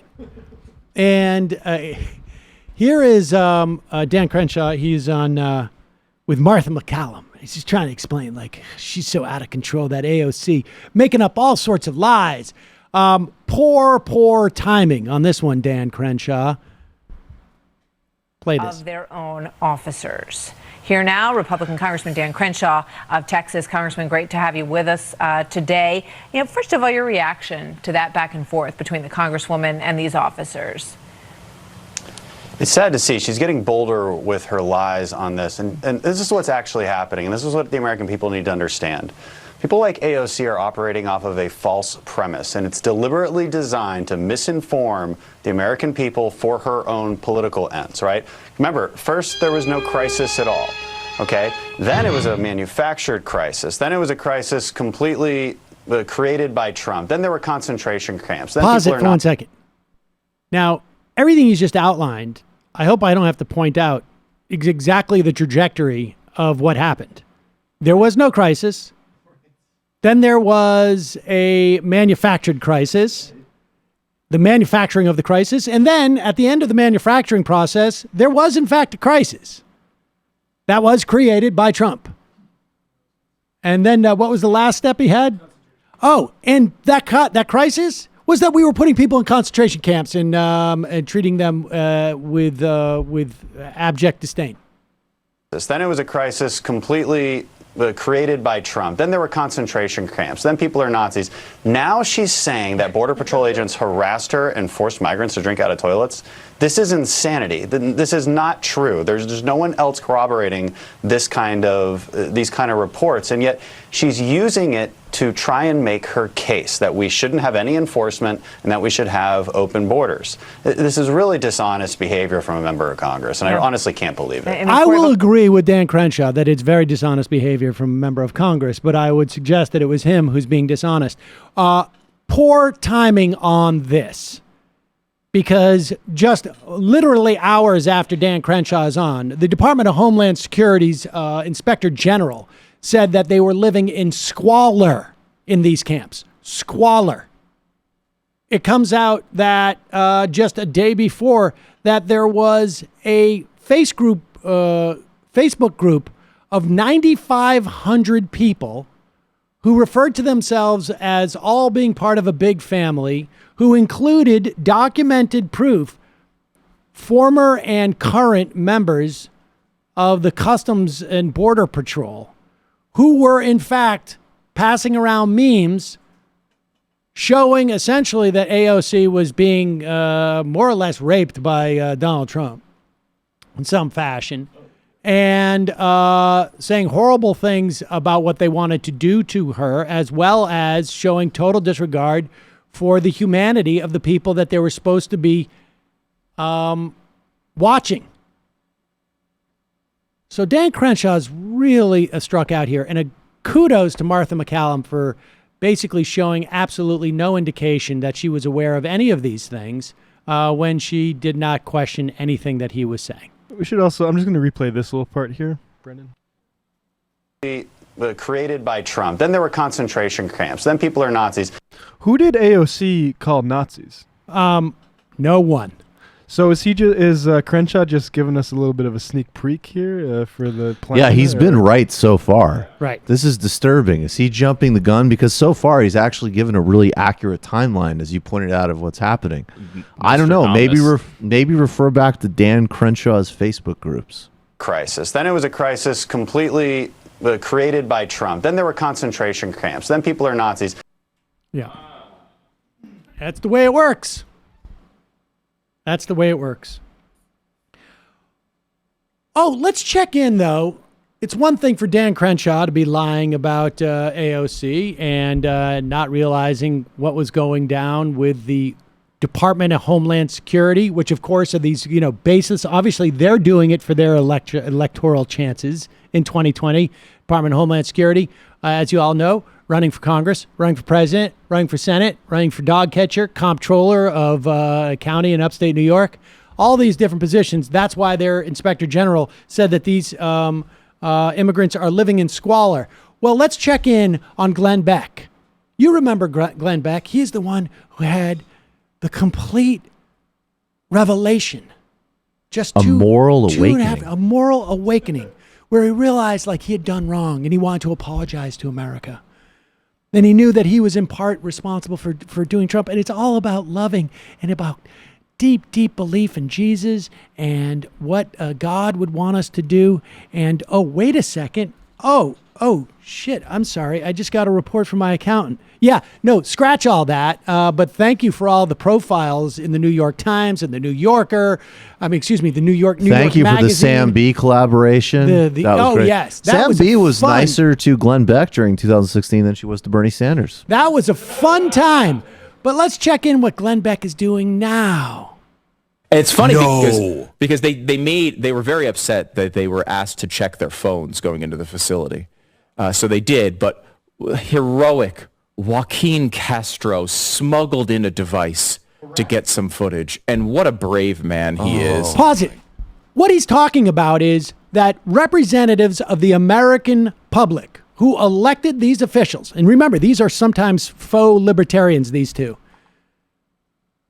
were not allowed to document the conditions in this pleasure, Holiday Inn, essentially, that all these immigrants are in. And this is also when the people running this facility had literally 10 days, at least, to clean up what was going on in there.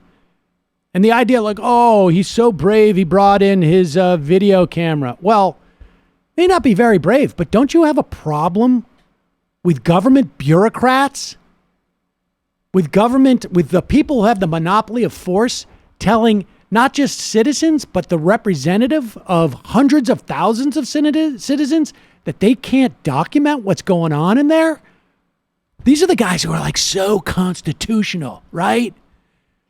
These are the guys who made millions of dollars because they were worried about people who are called czars. It's funny because they were very upset that they were asked to check their phones going into the facility. So they did, but heroic Joaquin Castro smuggled in a device to get some footage. And what a brave man he is. Oh my God. And it's certainly nothing to, his brother's running for president, but don't worry, that's not at all important to pull a stunt like this. But you know what? All these terrible things happened. The only thing he was able to get, though, was a bunch of women sitting comfortably in sleeping bags. But they were on the floor. Oh, my God. And unlike my daughter, who sleeps on the floor in her sleeping bag next to her bed inexplicably every night. Do you want to pause to point this out, Sam? Yeah, the same earplugs as us, I think. I don't think he knows how to put them in, though. No. Too. That is the most horrific thing that's ever happened. Well, I think that you can make a case that they're used to sleeping on the dirt outside for this, this long journey of theirs. Hundreds and hundreds and hundreds of miles of journey. They're usually, copping a squat by a cactus, and now we're forcing them to put a sleeping bag down on a clean floor. If there was only some recourse for these people, if there's only some way for them to avoid these facilities, I don't know, turning around and going the opposite direction. No, that's not back possible. to their homeland. Oh, you want to go back to the past. I say we keep them marching forward. Yeah. We open our borders, and we march them all the way to the Canadian border and help them across the Canadian border. And I'm sure we'd have great response from the Canadian. They've almost stumbled on something. They almost stumbled on something when they said, like, there is a thing that they could do to avoid this these concentration camps, and that is go back. Go back. So why don't they? What would happen is that Stu or the other dude? Yeah, that's Stu. Stu and Glenn Beck. Stupid. What would happen if Stu and Glenn Beck actually just took the next step and said, wait, why don't they go back? Why don't they go back? Wonder what's going on there.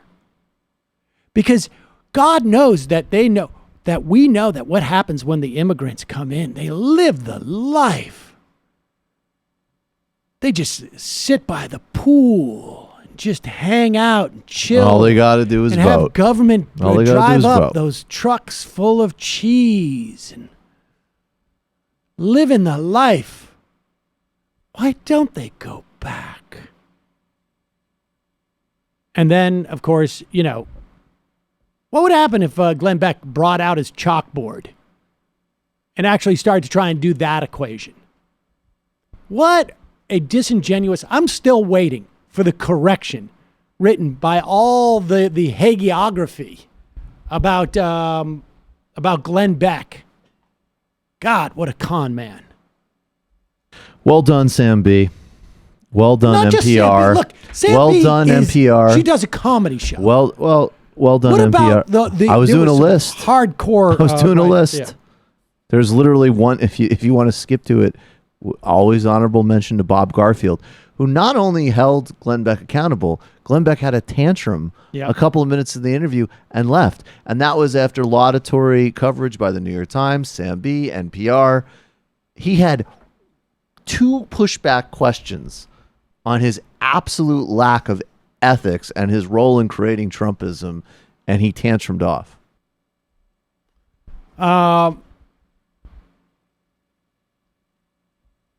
Here is a little preview of what July 4th is going to look like this year in Washington, D.C. Like I say, hoping for massive thunderstorms, rain clouds. Apparently, all the VIP tickets were given to the RNC, none to the DNC, because this is about America. Should have won.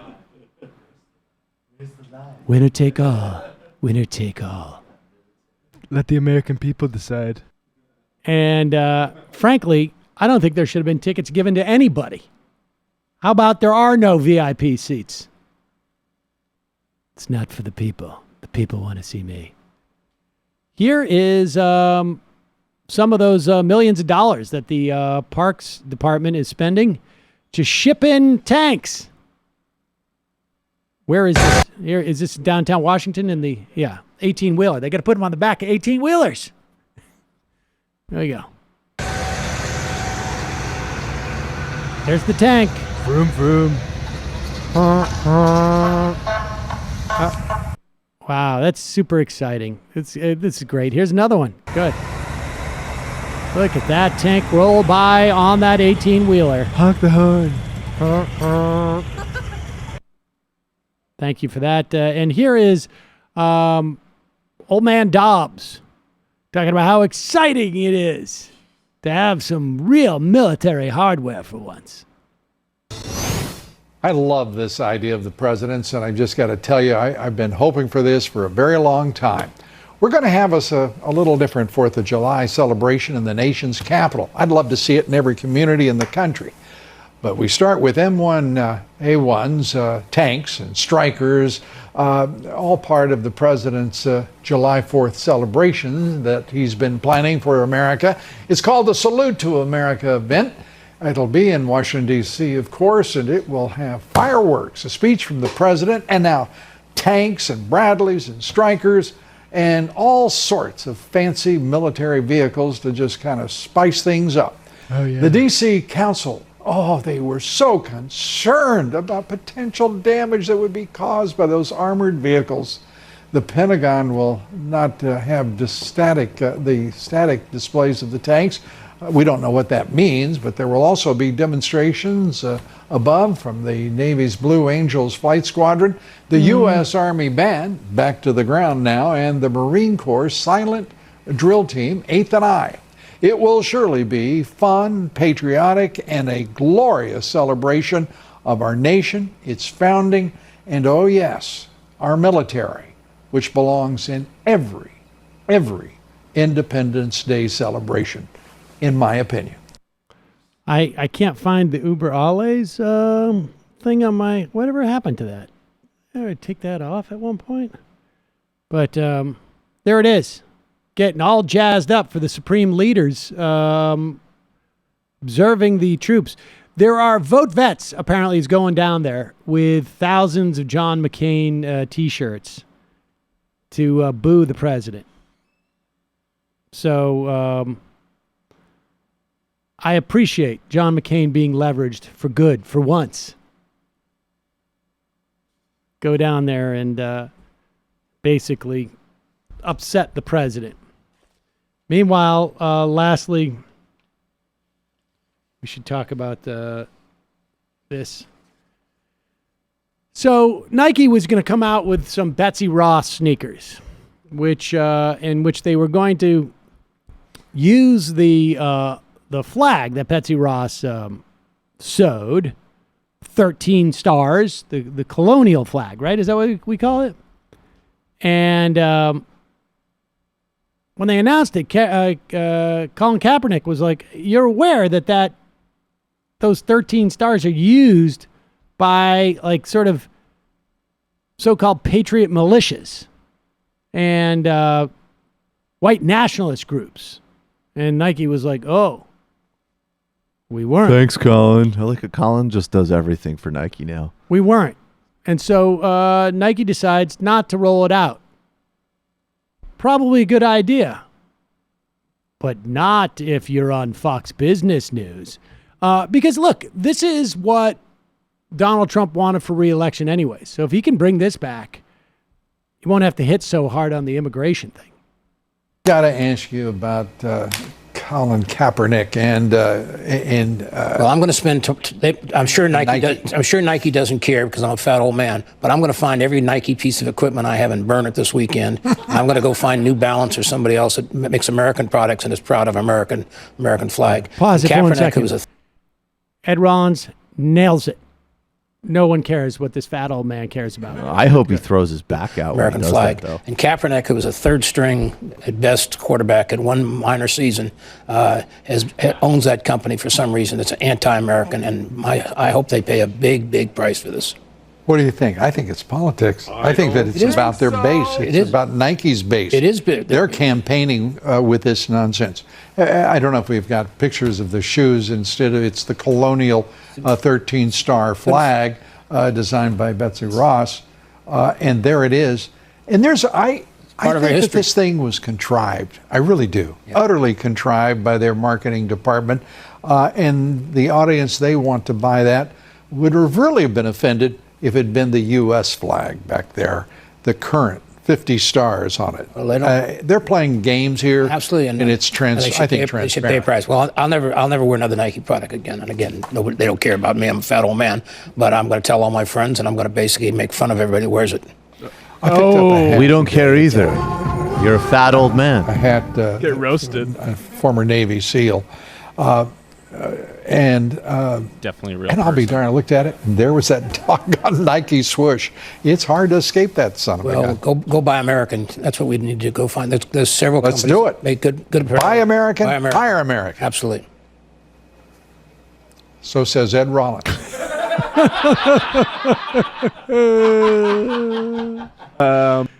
These guys are just, I can't wait. These guys are just like morphing into those two characters in the Muppets. Yeah.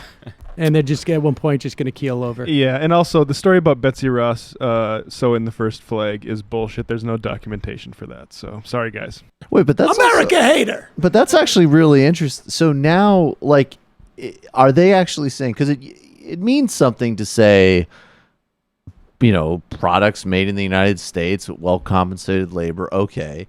But now are they are they almost saying like the shoe can be made at a sweatshop in Bangladesh?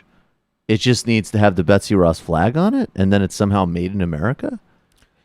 I'm confused. They're saying that. But what company Nike, are they talking? New Balance. New Balance makes literally New Balance makes one like pair of yeah. shoe in America. Yeah, I'm actually wearing it, and it's not the best shoe, I will say. New Balance is not. Well, take that.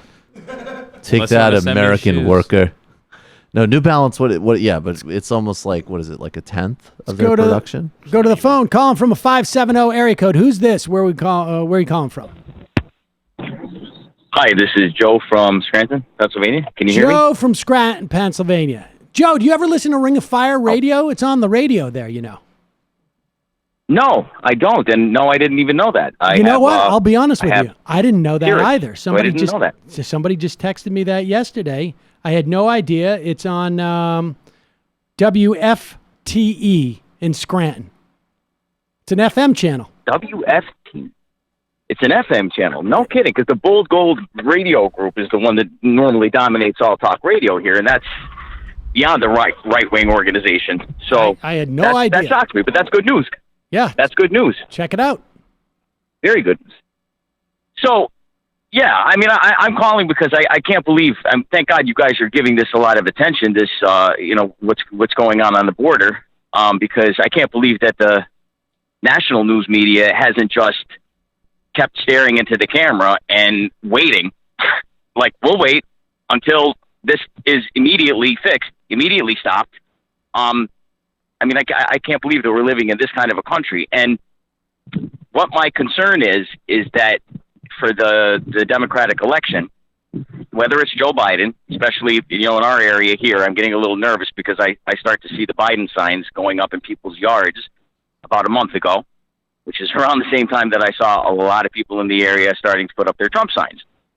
So that's a little concerning. But my theory is that the first person on the Democratic stage, whether it be Joe Biden or whoever, who's quick to point out the fact, and I mean, that not only is this racist and xenophobic, but it is, given the current administration and the type of dominionist Christianity that has such a stronghold in the Republican Party, this is tremendously anti-Catholic motivated as well. And I'm not a Catholic apologist by any means, but I'm just saying, I feel like whoever starts to drive that point home, that this is also tremendously anti-Catholic, is going to perk up the ears of the ethnic white voters that would typically vote for Joe Biden, and kind of get these people on board and wake them up a little bit. I don't know. Do you have any thoughts on that? Do you think the Pope can do that? Because I don't know. I don't think anybody can do that for Catholics. I don't know that there is. To be honest with you, I just don't. I don't know anecdotally, or I have not seen data that using that frame has any type of salience anymore in American politics. I just don't know that it does. I mean, it might, and it might particularly in Pennsylvania. But in other words, if you're looking for a portion of the population that is just looking for an excuse to be aggrieved. Let me ask you this. You know what I mean? Joe, let me ask you this. I'm sorry. Go ahead. Let me ask you this. My sense is that for that to have any salience, it would have to come from the clergy. Well, it has. I mean, it has come from the clergy, but and a lot of people. I mean, geez, the Pope comes here. This is even years ago, and I mean, literally stands at the border and gives communion through the chain link fence to the people along the southern border. And the Pope has written encyclicals, that have spoke out vehemently against did what's it work? going on here in America. Did it work? I'm saying that it needs to. Well, I'm saying that a lot of people don't even. A lot of Catholics that are, you're Catholic, like, is in the fact that, like, you're Jewish. A lot of that some Jews they're Jews, but they're not particularly religious. Right. But they identify with Judaism. A lot of Catholics are like that too. Lots. That listen, they're not religious at all until, like, somebody says, like, hey, this is some real anti-Catholic bullshit, and they're going to try to start, this is what their real motivation is. And truth be told, I really feel that is a lot of the motivation. Yes, they're against Latino people as a whole, but I'm talking about the stronghold of the particular sect of Christianity, that dominionist type of Christianity. They have no use for and disdain for Catholics as well. I don't know. I'm not a Catholic apologist. I I'm just saying that I have a little bit of a different spin on this. I think I get your point, though, Joe. I Maybe. think that there's a battle inside the Catholic Church that does have real political stakes, somewhat here, but particularly in, like, Latin America and Europe. And I don't know how persuasive it is for people necessarily, but I think it's important to, even if you don't care about Catholicism or whatever, it's important to support the right side of that battle, because it is going to matter in some pretty important ways. I agree with that. I also know that I've talked to Catholic members of my family who have, said that thing like, ooh, if they're putting people like that in camps, then they could put Catholics in too, and then basically continue to support Republicans. Winnipeg Craig on the IM. Hey, Sam, I saw that Ronald Reagan was streaming a live video a minute after your show started today. Wow. Seems like he was trying to send a message by targeting your time slot. Might want to ask him what that's all about. I don't know. Who? I do know Ronald Reagan sent me this.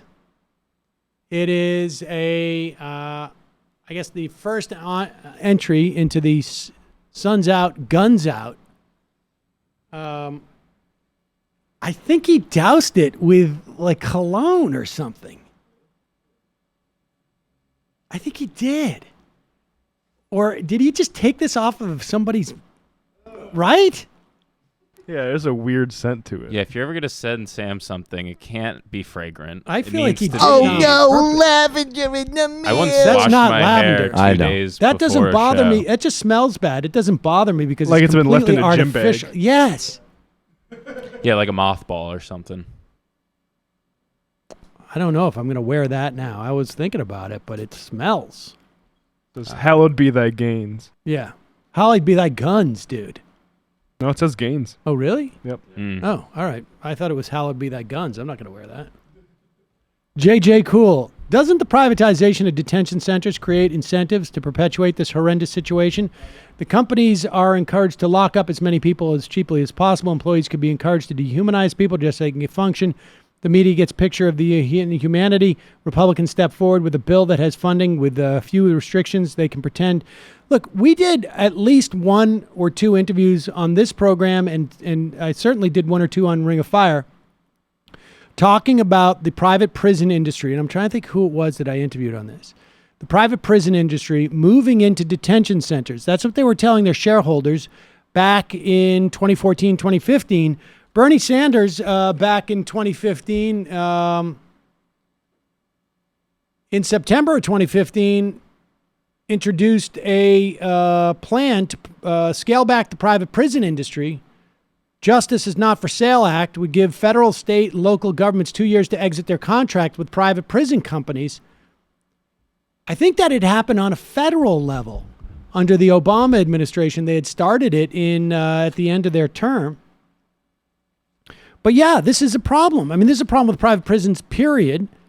And when we had a reduction in prisoners in this country, less people going to prison, they started moving. You go back and looking at the prospectuses of these private prison companies back in 2014, 2015, 2016. Even then, they were anticipating moving into this and seeing this as a growing industry. And then, like, look, if you're a good business person, what are you doing? You're going to promote policies that create demand for your product. And you're going to promote those policies, not just here, there's a whole supply chain that would create that demand. I wouldn't be surprised if some of these major private prison entities that were telling their shareholders, we're going to move into the immigrant detention sector, if they weren't supportive of policies or events that were driving people north.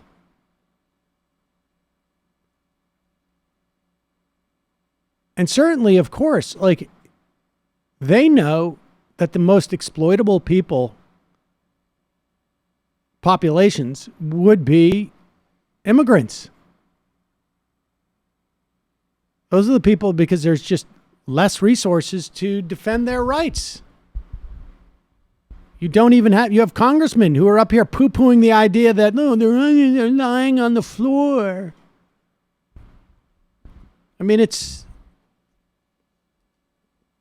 was a good business decision on their part. Oh, this is a fun story that I think is going to cheer people up.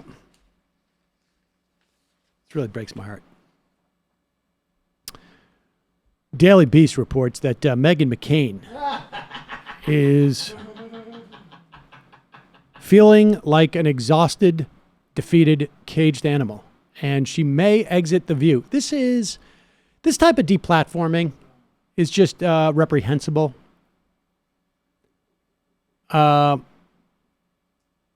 McCain is seriously considering calling it quits and not accepting ABC's offer to return for The View's 23rd season next September.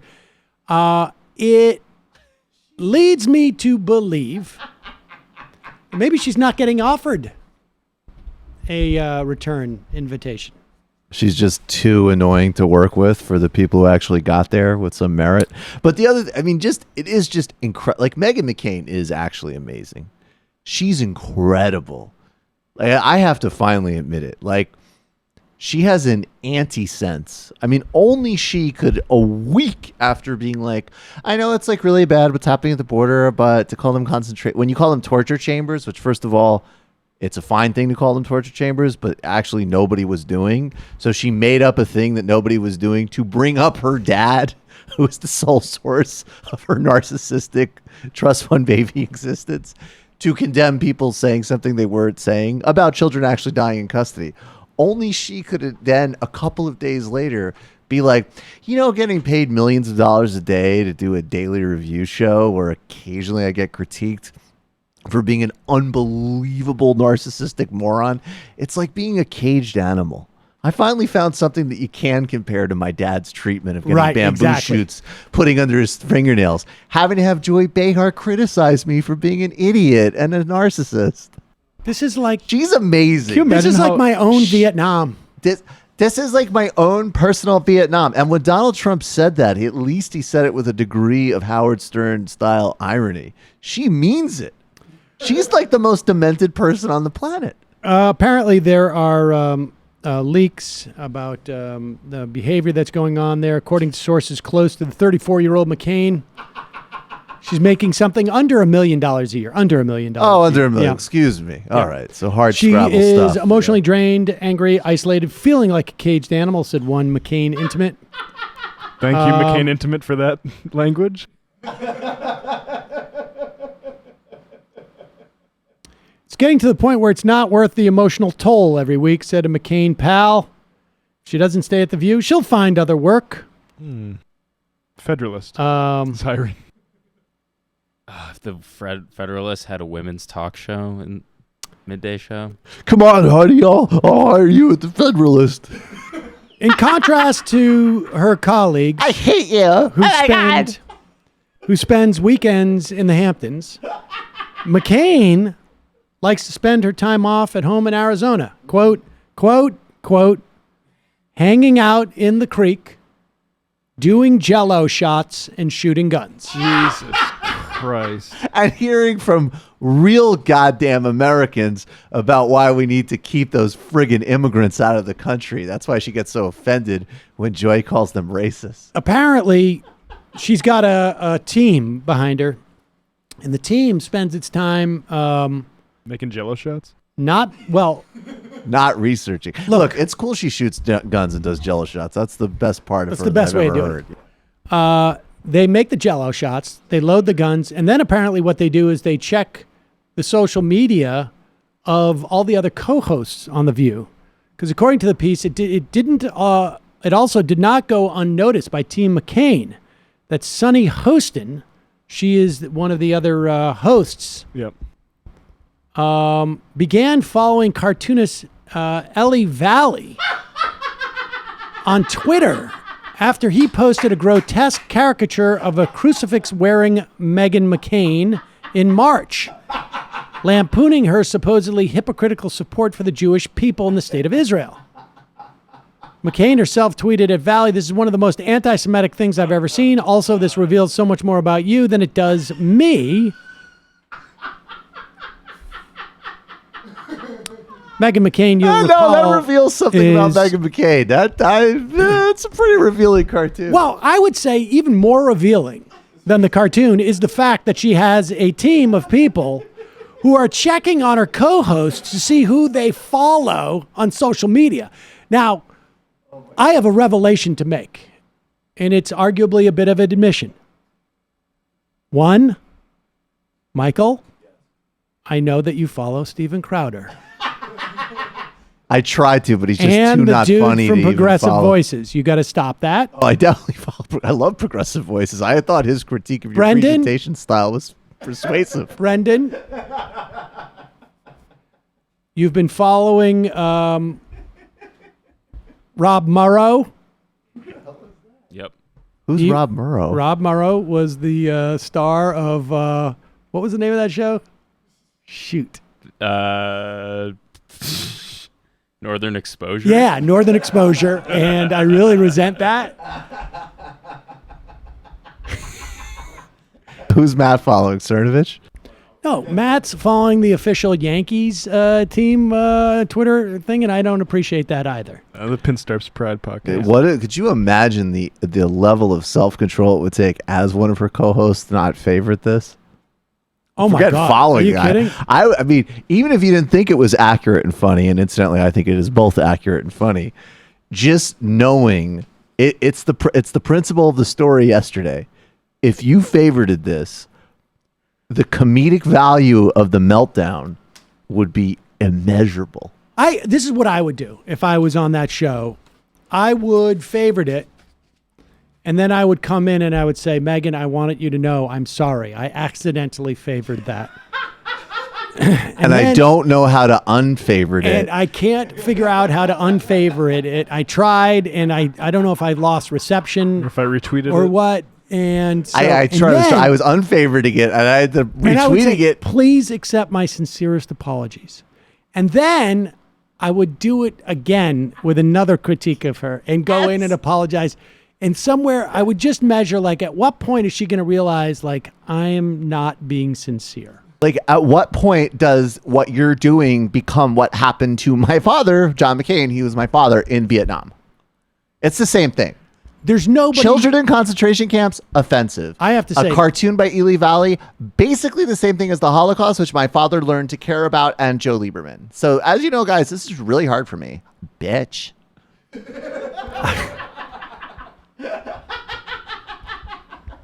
She is up there. She's absolutely one of the worst people on earth. It's amazing. She is one of those, like, meeting points of everything wrong. She needs this job. Yes. What is she going to do? You Sit think? around with, what's his name? What's Domino? she going to do? What? Yeah, Ben Dominic. What's she going to do after this? Domino. She'll find a job on some. What, CNN? They'll keep hiring. You know, it's Need weird. to work. Keep hiring. It's interesting. Yeah, I mean, she could just do Jello shots all day.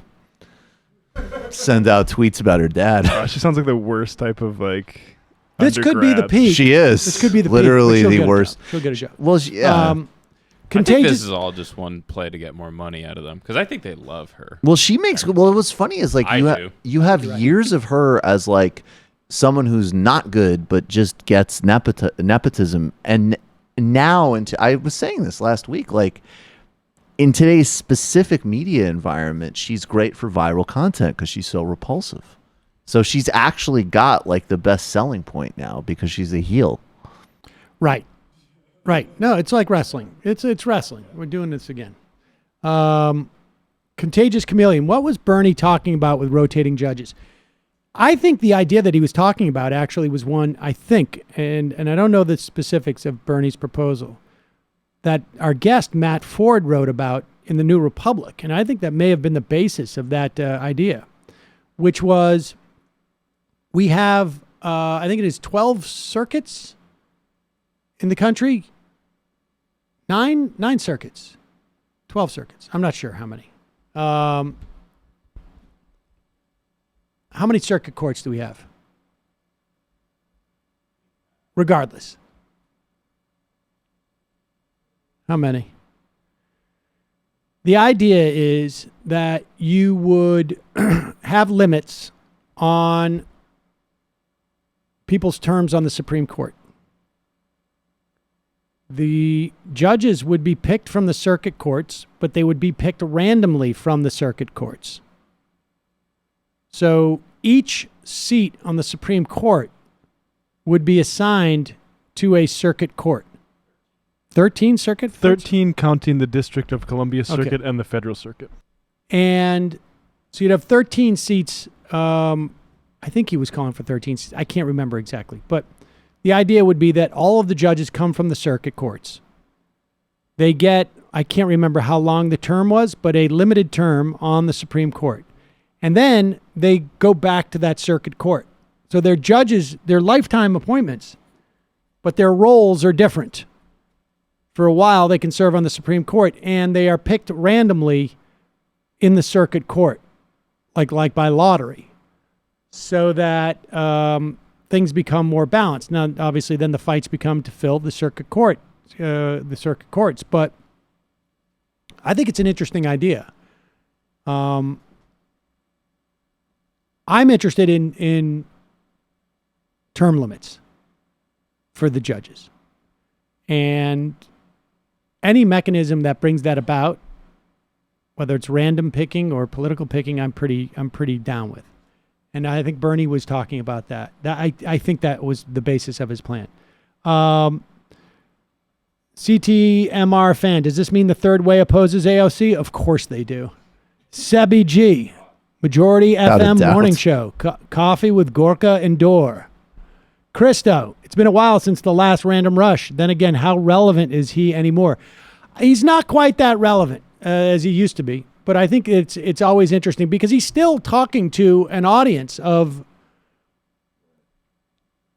10 million more. It's just that I think there are other people, I think his direct relevance is less. Well, also just particularly the platform we're on, I think. In YouTube, I should say. What do you mean? Well, the people that we are more likely to share an audience with or be relevant to debunk on this platform are people like Rubin or Crowder.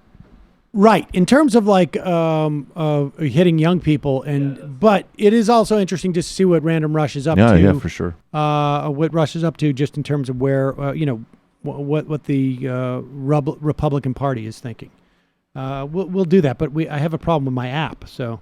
Nick from Manitoba. Hey, Sam, did you hear the news reports are coming out of recent confrontation between the fascist group, the Proud Boys, and Antifa? New video evidence shows a well-built, black-clad Antifa member with thick-rimmed glasses throwing a thick stack of bound papers at a baseball bat-wielding Proud Boy. Upon further investigation, Ambien and apple dew residue have been identified. Okay. I don't know anything about that. Attorney Andrew, it's drive me up a wall every time a Democratic candidate says the public option is the quickest way to get Medicare for all. In Bernie's bill, everyone will be covered by the expanded and improved Medicare after 4 years. That's in the law. It's guaranteed. Under Jayapal's bill, that process happens over 2 years instead of 4. Every candidate that says a public option is the quickest way to get us to universal coverage should be required to say how long it will take. I agree. Helen Schulman. Matt Leck, why are you afraid to harness love? All that literature you read and nothing stuck besides facts and figures of a historical analysis. Remember, our deepest fear is not that we're inadequate. Our deepest fear is that we are powerful beyond measure. It is our light, not our darkness, that most frightens us. We ask ourselves, who am I to be brilliant, gorgeous, talented, fabulous? Actually, who are you, question not to be. You are a child of God. You're playing small, does not serve the world. There's nothing enlightened about shrinking so that other people won't feel secure around you. We're all meant to shine as children do. We were born to make manifest the glory of God that is within us. It's not just in some of us, it's in everyone. When we let our light shine, we unconsciously give other people permission to do the same. We're liberated from our own fear. Our presence automatically liberates others. Do that, Matt. Just make sure you do it well and you do it with passion. That's what I think about that. Wow, that was plagiarized from somewhere. Very heartfelt. Was that Marianne Williams? No, that was from something else. Smoot Court. Why is the leadership and, frankly, the white member leaving it to AOC and the fake Julian Castro to publicize this? Continue props to SNL, which has writers who I know listen to this show, for apologizing to Dan Crenshaw for a mild joke and making him look like a good guy for later to him now to be on TV pass blocking for concentration camps. Right. JB. Chris Matthews et al. Are a Comcast employees. That's why. Having a hard time keeping up my morale at work. I work with Nazis, Republicans that are defending my concentration camps. My boss is my boss. And for God's sakes, any of these folks that worship the flag should be appalled that they were going to put the flag on footwear. Indeed. Cory Booker, isn't this like getting your first hand job? It's an exciting moment, but you also kind of wish it was more, but maybe not. Anyways, you know what I'm saying. You're a United States Senator. You're running for president. That's another thing Chris Matthews does. He repeats people's bios back to them. I always say, like, yeah, but you're great. You're great. And you're a senator and you're running for president. AOC is a national treasure. According to MSNBC, Bernie's main problem is that no one voted with him when he voted against the Iraq War. Congressional baseball fan, currently the idea stages for putting together a Fry Fest style event in Arizona desert. It'll be an exclusive luxury festival and Netflix originals documentary featuring one of America's foremost influenced America's princess, Meghan McCain. But there's a twist. Meghan will be completely unaware that she's both the main event and the only attendee. What will Meghan do when she realizes she's alone at a desert FEMA camp with only a camera crew? Oh, I love it. It's like the Truman Show. Pretty good stuff. I'm into it. Calling from a 347 area code. We got a lot of people who've been hanging on for a long time. I'm sorry, folks. We're working on it, but we're going to run out of time soon. 347. Who's this? Where are you calling from? Hi, this is Taylor in New York. Taylor, what's on your mind? Hi, first time caller, long time listener, and all that. I'm just calling actually just to praise the show because after the 2016 elections, I think many people didn't really know where to turn. It sort of changed their outlook on life, and the show really helped me through a lot of tough times. So I have a backlog of questions, but I'll save that for another time because, as you might be able to tell, I'm a little nervous. I could not tell. But I just wanted to say thank you for everything you do and keep it up. Well, wait. What's the backlog of questions? Give me one. Okay, here's one. I'm interested to hear your perspective on sort of the unfortunate case of Biden becoming the nominee and then winning the presidency. Do you think that people who sort of want to support progressive causes will have have a great deal of leverage over Biden because of the kind of progressive movement that's been happening? Or do you think it will be not actually a huge difference from a second Trump term? Oh, well, look, I think there's a lot more leverage over a Biden than there is a Trump. I mean, there just is. And particularly when, okay, I don't like to think about this, but you have Biden in office, you have Bernie Sanders, Elizabeth Warren in the Senate, who now have built even bigger machines than they had before for mobilizing people. You have Kamala Harris, assuming she's not the VP under Biden. She probably will be. She almost certainly will be. But you'll also have like a Cory Booker. You'll have others who are young, who will see their careers. They know which way things are going, even if Joe Biden happens to eke it out. Now, I don't think that's going to happen. One never knows. But, I mean, the left grew under Obama. And I think part of it was a function of having a dissatisfaction with a center-left, center-right president. Part of it was a function of a generation that was coming of age, that was not living in the shadow of the Cold War, that was had bigger impact on our culture and our politics than any generation since the baby boomers. I mean, there's a whole host of reasons why I think we've moved left. So I don't think that ends. And yes, a Democratic president definitionally needs the Democrats more than a Republican president does. And how much leverage the left will have under a Biden administration is largely a function of the left. Like, how activated will people become? Mm-hmm. And, will we get, I mean, here was what my fear was in this time in 2016. We're going to get a Joe Biden, and in 2020, and when we do, everybody's going to be like, thank God Donald Trump is gone. Thank God Donald Trump is gone. And go to sleep because they're so tired and they want to. I don't think that's going to happen, but that is definitely a fear of mine. So, but if the left does not go to sleep under Joe Biden, we will not get the type of change that we want under Bernie Sanders.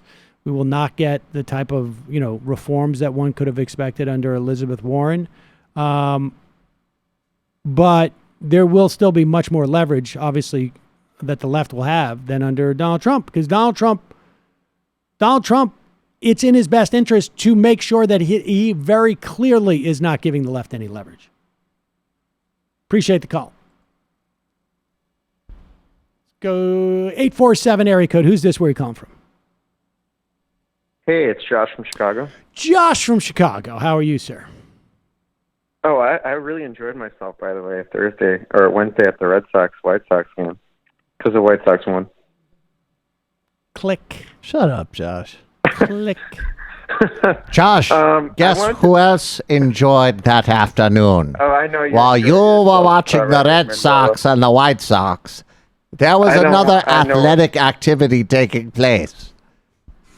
I know. I wanted to talk about the debates, actually, and I think first of all, I think you were too nice to Pete Buttigieg, Sam, because I think he was disastrous at the debate. And I think he came off as a smug sociopath, actually, especially like during the time that he had with he was talking about the what was going on at South Bend with the cops. I think that really, Swalwell called him on it, and I think that really hurt him. But I think the thing about Bernie is I think what he needs to do, I think his ending was the strongest ending of any of the people out there on the stage. He closed it out really well, and everyone who I've talked to the debate said the ending was really strong. That final point is why they would still support him. I think he needs to open with that. And I think especially if he's in a debate with Elizabeth Warren, he needs to say something to the effect of, you have all these great plans except for how to mobilize people. Right. And I know how to mobilize people. I know how to get this shit done. That's what we've been saying. I think that's absolutely right. He has a plan to make the plans work. Yeah. I mean, and I think the thing is, yes, the polling doesn't look great, but I haven't heard, and maybe I'm in a bubble, I know Bernie is organizing in various states across the country right now in terms of not only does he have a get out the vote machines already sort of in place, but he's also got stuff left over. I mean, even from the Caban campaign in Queens and AOC's campaign, he's got stuff that I don't think a lot of these other campaigns have.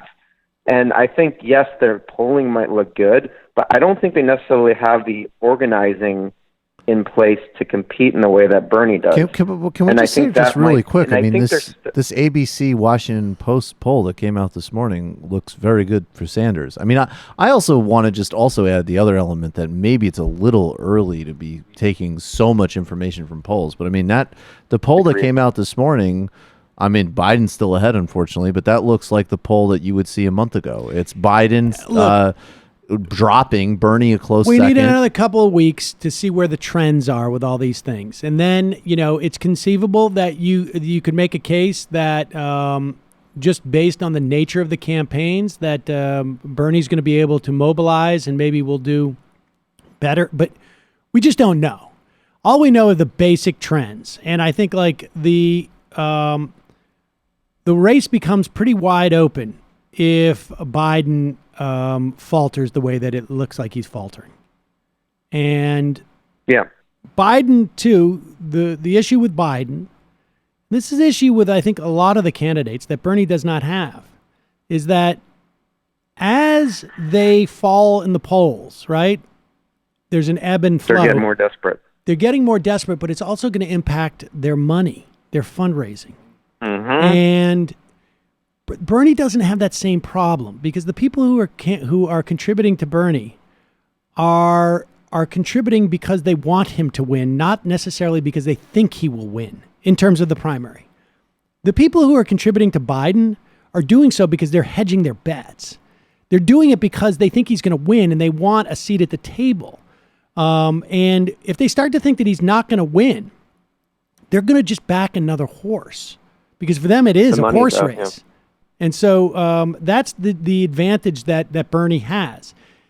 He has a much wider base of donor support, and so it's the difference between for instance I can tell you just the dynamic on this show. I much rather get memberships than demonetizing you.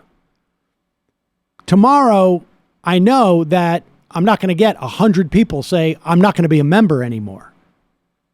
I may lose one or two, or get an email. I lost my job. I can't support the show anymore. Whatever it is, but hey Sam, Mike, PA. Mike from PA. What's happening?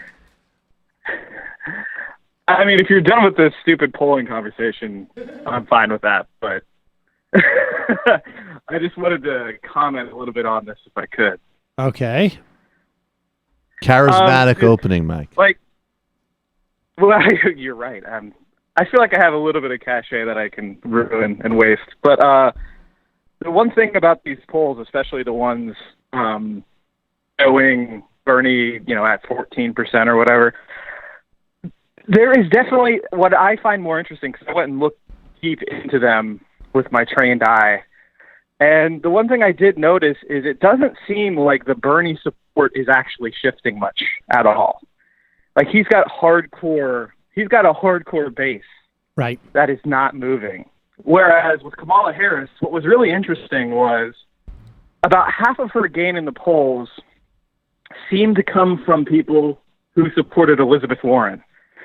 Morning Consult did this really interesting poll where they polled after the first debate and then after the second debate, and you can actually see the flows, and it's kind of a little bit of an ugly visual, but you can see where people's support is shifting. And about half of her support came from Biden and half from Warren. So you have this 5 to 10% of people that are just floating around with whatever the headline is, whoever looks good in the moment. Right. And they don't have a strong connection to a candidate yet. Right. Buttigieg got those 5 to 10% a couple months ago, and he was at 8 or 9% in the polls. We saw this dynamic. We saw this dynamic with the Republicans, right, where everybody had a little moment or two where they were at the top of the charts, and there's definitely some of that. And I think the most encouraging thing, and we've said this from the beginning, Bernie has a hard and fast floor that is probably higher than everybody else's. He may have a ceiling that's a little bit lower at this point too, but we're talking about there's so many candidates that lower ceiling may not be that relevant. And if Biden gets if Biden gets back into the mix of being one of those guys who people are shopping around for, that's when this race really begins to open up. And yeah, I think that's what's happening here. Is I want to point out though, but Biden is going to have a floor as well. Like he's not going to go to 0%.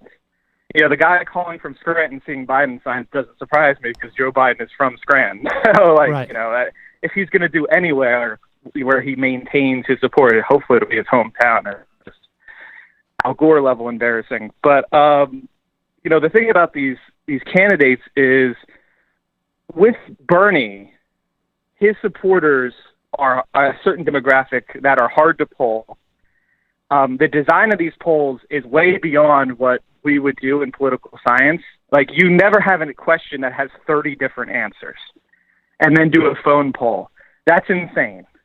And they've pretty much given up on doing polling the way that methodologically it's well supported, where you randomize the names, because it's just too unwieldy for the people administering the poll to do it. So they're now doing it in alphabetical order, which means Bernie Sanders is the 19th person that you hear, and Elizabeth Warren is the 26th person you hear. Right. So if you want to pick Bernie Sanders, you got to listen to 20 names before you can answer it. That is insane. and obviously, and Biden is like number 2. Right. So I'm not saying that is a whole, the whole, delta between the two of them or anything. I'm just saying that from a methodological standpoint, you can see a significant number, 3 or 4%, just from design errors like that. Right, but which that's no why, one would really defend. But that's why my point is it's all going to be about trends, right? Because there are these sort of like problems with these polls that are really hard to sort of parse out how much impact they have. And so you just got to look at the trends to get a notion of where the race is going. And I think the thing that is really clear here is we're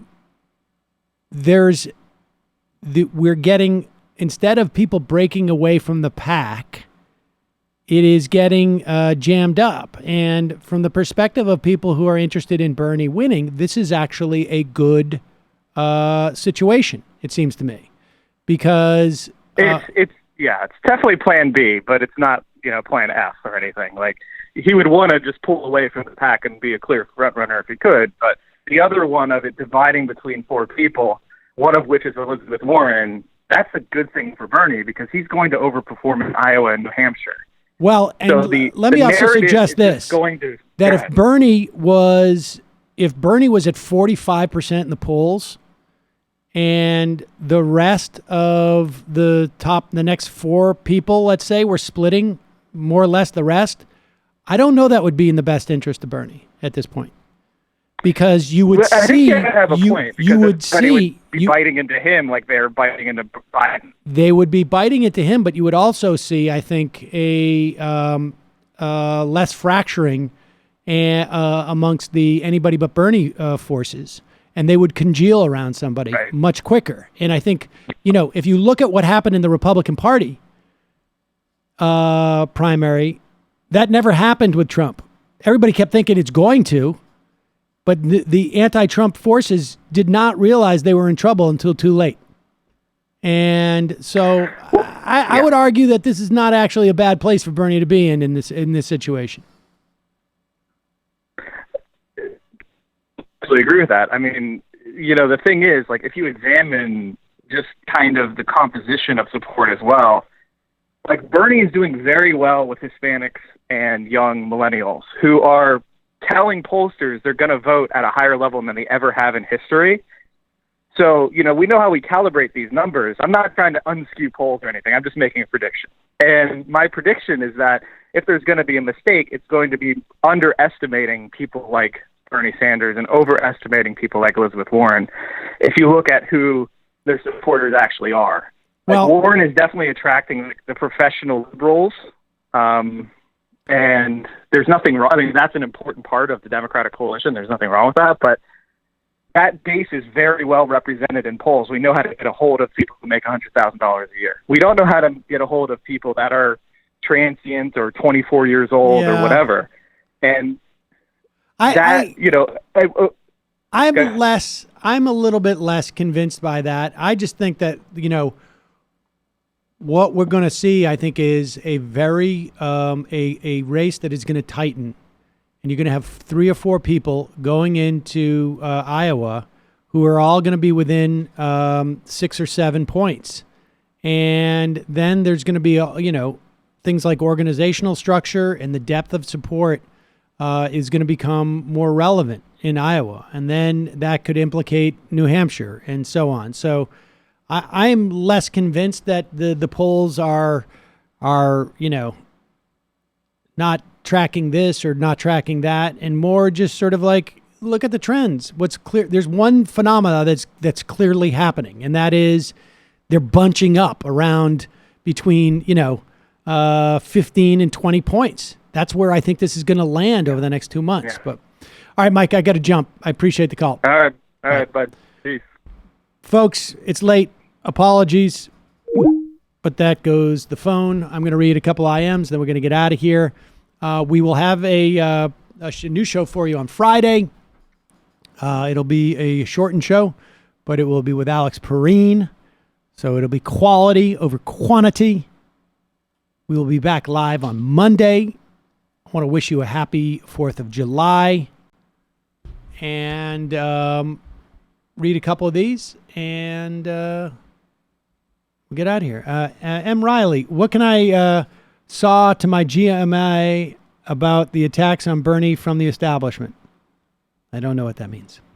Algorithmic bias, X unfairness. The Majority Report is on Twitch. Seder's getting up, all up in Bad Bunny's business. Finally, good news about the new show, MR's Morning Quickie. Sammy side up, get to the left side of bed. Locks on Sesame Cedar. Jesus. Wow. Where did that come from? Gregor, I will donate a significant amount of euros to the Majority Report if Michael will present the whole show, including the serious half, in his Chris Matthews voice. We'll talk about that. Pajama Boy, Sam, I'm driving up to Boston for the first time ever. Need one absolute food must try. Also, we need Majority Report merch. Sam follows Michael Tracy on Twitter. What would I have in Boston? Well, it depends on where you're from. Like, I would go with like... I would go... I don't know. I guess if you're in Boston, I mean, like for me, it's... I like clams and lobster. But it depends on where you live. I mean, if you live on the coast, you're getting that. But, if you're going up to like Maine, Boston and north, it's time to get some lobster. You can get it fresh. Or clams. Besides that, I would just have one of those famous Boston baked beans. You can buy them everywhere. Yeah, no. Dave Cross used to have a joke about this. Like, got to go to San Francisco, get one of those San Francisco muffins. Sam, when you claim this immediate bias stuff, you mean we can't discuss things critically and objectively? I've heard paid hacks for blank politician, blank literally working in external relations claim that objective reporting is an obsolete concept, so they don't even have to worry about pushing a political line or doing paid content. I think that radicals can and should strive to be accurate, even if they can't be instrumentalized in a particular political direction. It's embarrassing that leftists have abandoned this and even call this pedantic. I don't think you're understanding the point. I'm not saying I'm being inaccurate. Inaccuracy actually leads to ideas propagate better, I would argue, in our current media environment where things are checkable. So you want to be as accurate as possible in the messages you make. And as we said, propaganda is a value-neutral term, literally to describe information propagating through a society. I mean... We can be emotional and still be rational, too. Yes, no kidding. That's our advantage. Yes. Rube Davin. How can Matt talk about income inequality when he has 2 TVs? Complaints about society. He got one of them. It was actually inherited from Ring of Fire Radio. Drunken Dalek. Hi, Sam. Portland DSA is putting our first break light clinic this Saturday, July 6th, 11 to 4 p.m., corner of Northeast Alberta and MLK. Could folks spread the word about this? Tweet at the Majority Report Twitter handle, and we will retweet. And the final IM of the day, and in many respects, the week.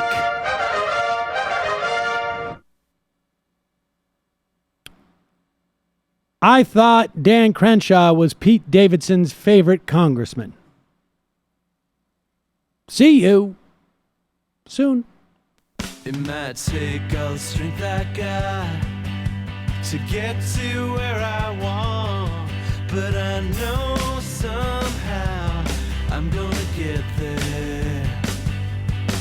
I wasn't looking when I just got caught between the truth and the light bulb, but finding out won't make me feel any better. Yeah, I know the clock is ticking, but the meds are gonna kick in, and my pilot light shining bright. I guess somewhere the choice was made for the option where you don't get paid, for the road that bends before it finally breaks you. I guess somehow I lost my drive